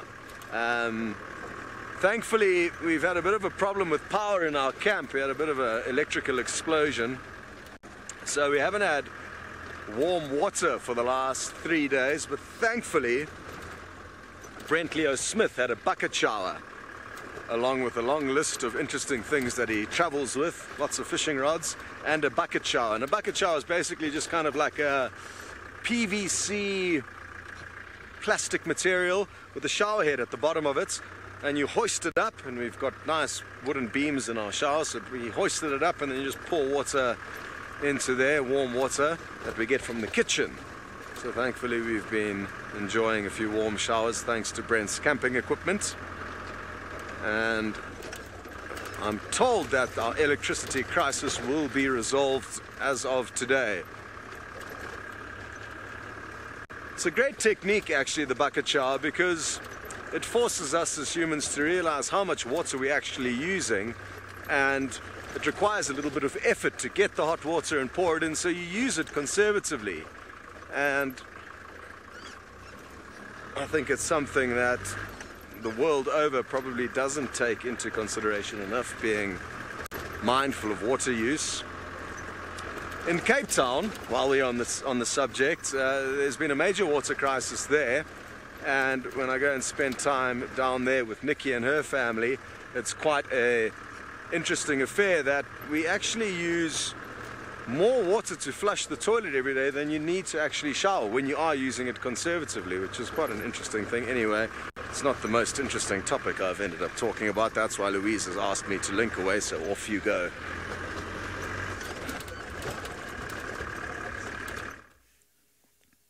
Here we have got the Nkuhuma Pride, everybody. We have come into a position that is dangerous. I'm not going to lie to you, we are in a very dangerous position here. I know it might not look like these lions are about to attack us, and physically they are not. But in an olfactory sense, we are under severe attack. These cats ate them something very big last night.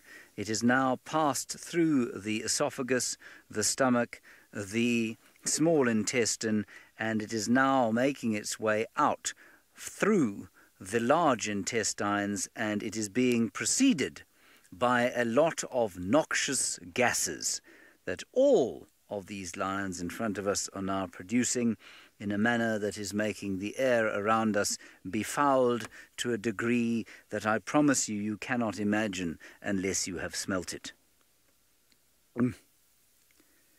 It is very trying to be here, but sacrifices must be made for the show. Yes, Emma, I have indeed had flat tyres in the vicinity of lions. Luckily, a flat tyre does not preclude driving the car slowly away. You can get away normally. I have had to be towed out of lion sightings before, and I have towed other people out of lion sightings. So in fact, on my very first drive here was with lions in the evening, this very pride, although not the little ones, the younger ones. And somebody got stuck in the sighting and had to be towed out. And I think, in fact, Brent towed them out of that sighting. It was an Arethusa car, and he pulled them out of the sighting while the lions were there. So you had to climb onto the bonnet and pretend you weren't doing very much. The lions didn't really mind. But, I mean, in this position, we are very close to them. I'm less than 2 meters from the closest lioness.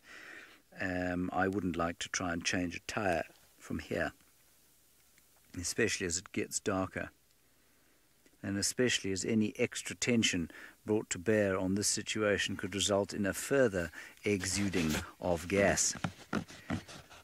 MK, I'm not taking one for the team. I've taken at least 1, 2, 3, 4, 5, 6, 7, 8 for the team at this stage.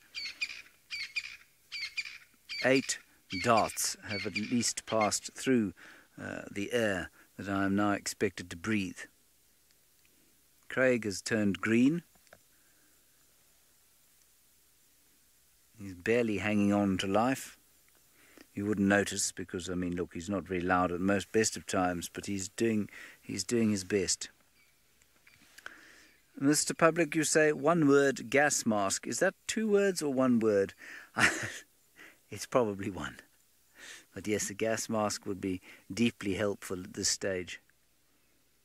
In fact, what I would really like to do is get some wild sage, attach it to some gaffer tape, and wrap it around my face. Apparently some of you can hear lions roaring at the dam cam. Well, that's interesting because the lions at the top there, you can see they just perk their heads up and look north. So that's not impossible. I doubt there are any too close by. I mean, I know Tristan is not too far from the dam cam, or he certainly wasn't a little bit earlier. So perhaps he can tell you if there are lions calling in Buffelshoek, which is the reserve to the north of us. That's possible. I'm extremely worried because the lioness in front of me is now just rolled over, and she's aimed the offensive bit straight at us. The gas valve, if you like. And you can see she's panting heavily because of the amount of food she's eaten. These cats are not going to get up for love nor money this evening. I suspect that they will be here until early next morning, if not right here close by. They gorged last night, and in fact they were fat this morning when we found them. They don't look much thinner.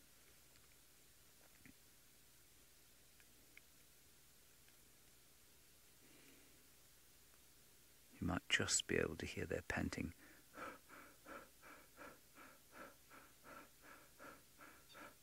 That's me breathing, but that's what it sounds like.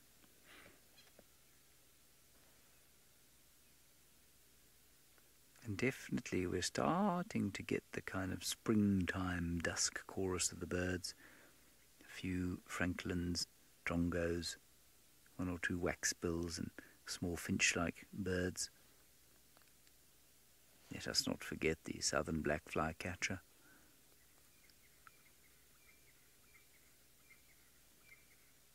Because, of course, the winter is much more silent than the summer. Looking forward to the first cuckoo, I hear. Last year I remember it being the black cuckoo going... I'm so sad.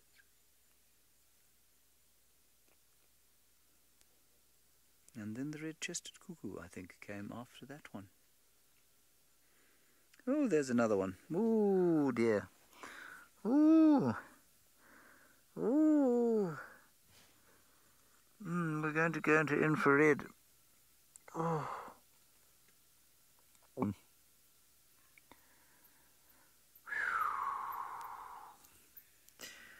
just going to breathe through my mouth and try and block my nose. Hello, you've got up, have you? Good. 2 lions coming up behind us now. There they go. Oh! It's the oldest lioness and she's making a deposit. I can't move, I'm afraid. This is terrifying. This is utterly terrifying, everybody. You have no idea the trauma to which we're about to be subjected. You shouldn't have to watch this. Let's go across to David in Kenya. He's got something far more couth and peaceful to look for, I think, at this time of the night. So let's head across to the migrating herds of the wildebeest. Well, I haven't given up, but I'm almost getting there. and thinking tomorrow is another day and I'll have a brand new plan on where to start. That's the good of what I've done today.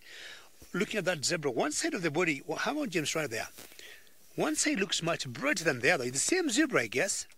But if you look on the hind quarters, I'm not sure why is that. But the hind quarters look to be much brighter than the front quarters. See the black and white stripes on the back? I'm not sure what's the name of the guest. What's my favorite animal or my favorite hobby when I say the zebra. So if you compare those two zebras, that's like have a uniform pattern all across. Yes, it's quite interesting. James, may I request you go back to the same zebra again to your left. And she has like two different patterns. It's not about, I would say, wallowing in the dust or in the mud. I would say it's something genetical because the hind quarters are much brighter, like have the body moving forward and striking black and white. That's really quite interesting. We might hear sound of a car just passing us on the left. That should be fine. There are people just heading home and all good. They have been out on a game drive. Friends of ours. Yeah, that zebra is quite interesting. Well, the darkness is slowly creeping in the Mara triangle, as you can see there. Hello, zebra. Why do you have two different colors? And because of the darkness, we might be saying our little goodbyes from this side of the Africa, Kenya.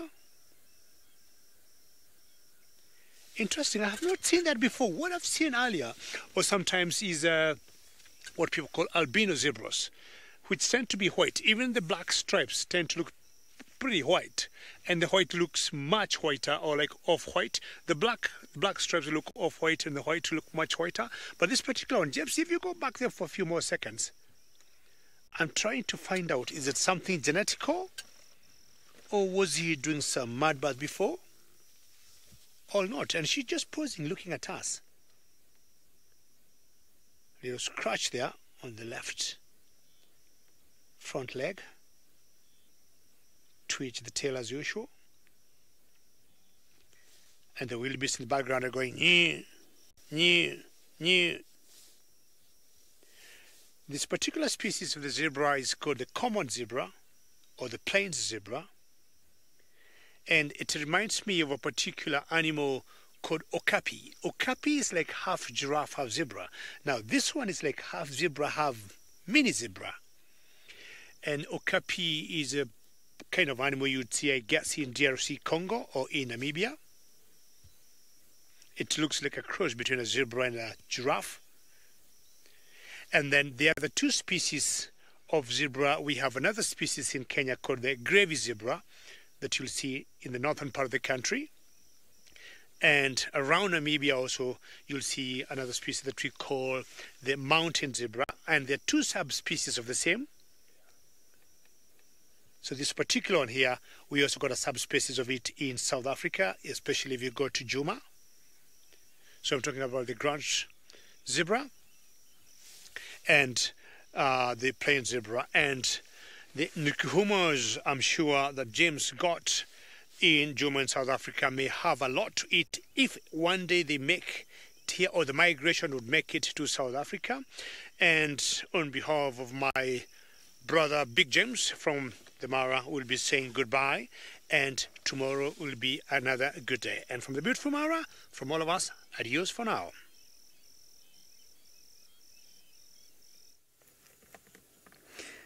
I'm slightly distressed by that, because it seems to me that David has decided that other James should be called Big James, which is fair enough, he's big, but I don't think that I should be called Small James. I think that is not good for my ego. I have a very sensitive ego, and to be called Small James is really not acceptable. So I'm going to have a word with David, a stern word. He has called me Small James before. I have definitely heard him call me Small James before. So obviously that's going to have to be taken up, possibly with management. I might have to write a formal grievance about David. You know what he's like. I mean, he's very nasty all the time. I'm obviously being entirely facetious. David Gitu is there. If he thought that for one instant that he had offended me, he would probably prostrate himself and cover his head in ash. Anyway, let us have a last look at the stinkiest lions in all the world. I would move forward to get that branch out of the way, except I'm pinned against a stump, so that's not possible. We'll have to look at the last few that are up on the top. There they are, wonderful. Oh, thank you so much for all your effort today to make our drive entertaining. Thank you. Thank you very much. I'm also being facetious about that. I'm not vaguely grateful. Right, everybody, that is the end of the Sunset Safari on this day, the 22nd of August, my cousin's birthday, believe it or not. I hope that you've all enjoyed it. I've certainly had quite a good time. I'm sad we didn't find the leopards. We'll do better tomorrow, I hope. Thank you very much for all of your questions, for all of your comments. It's always entertaining hearing from you. You are the most important part of what we do, of course. We'll see you tomorrow. Until then, bye-bye.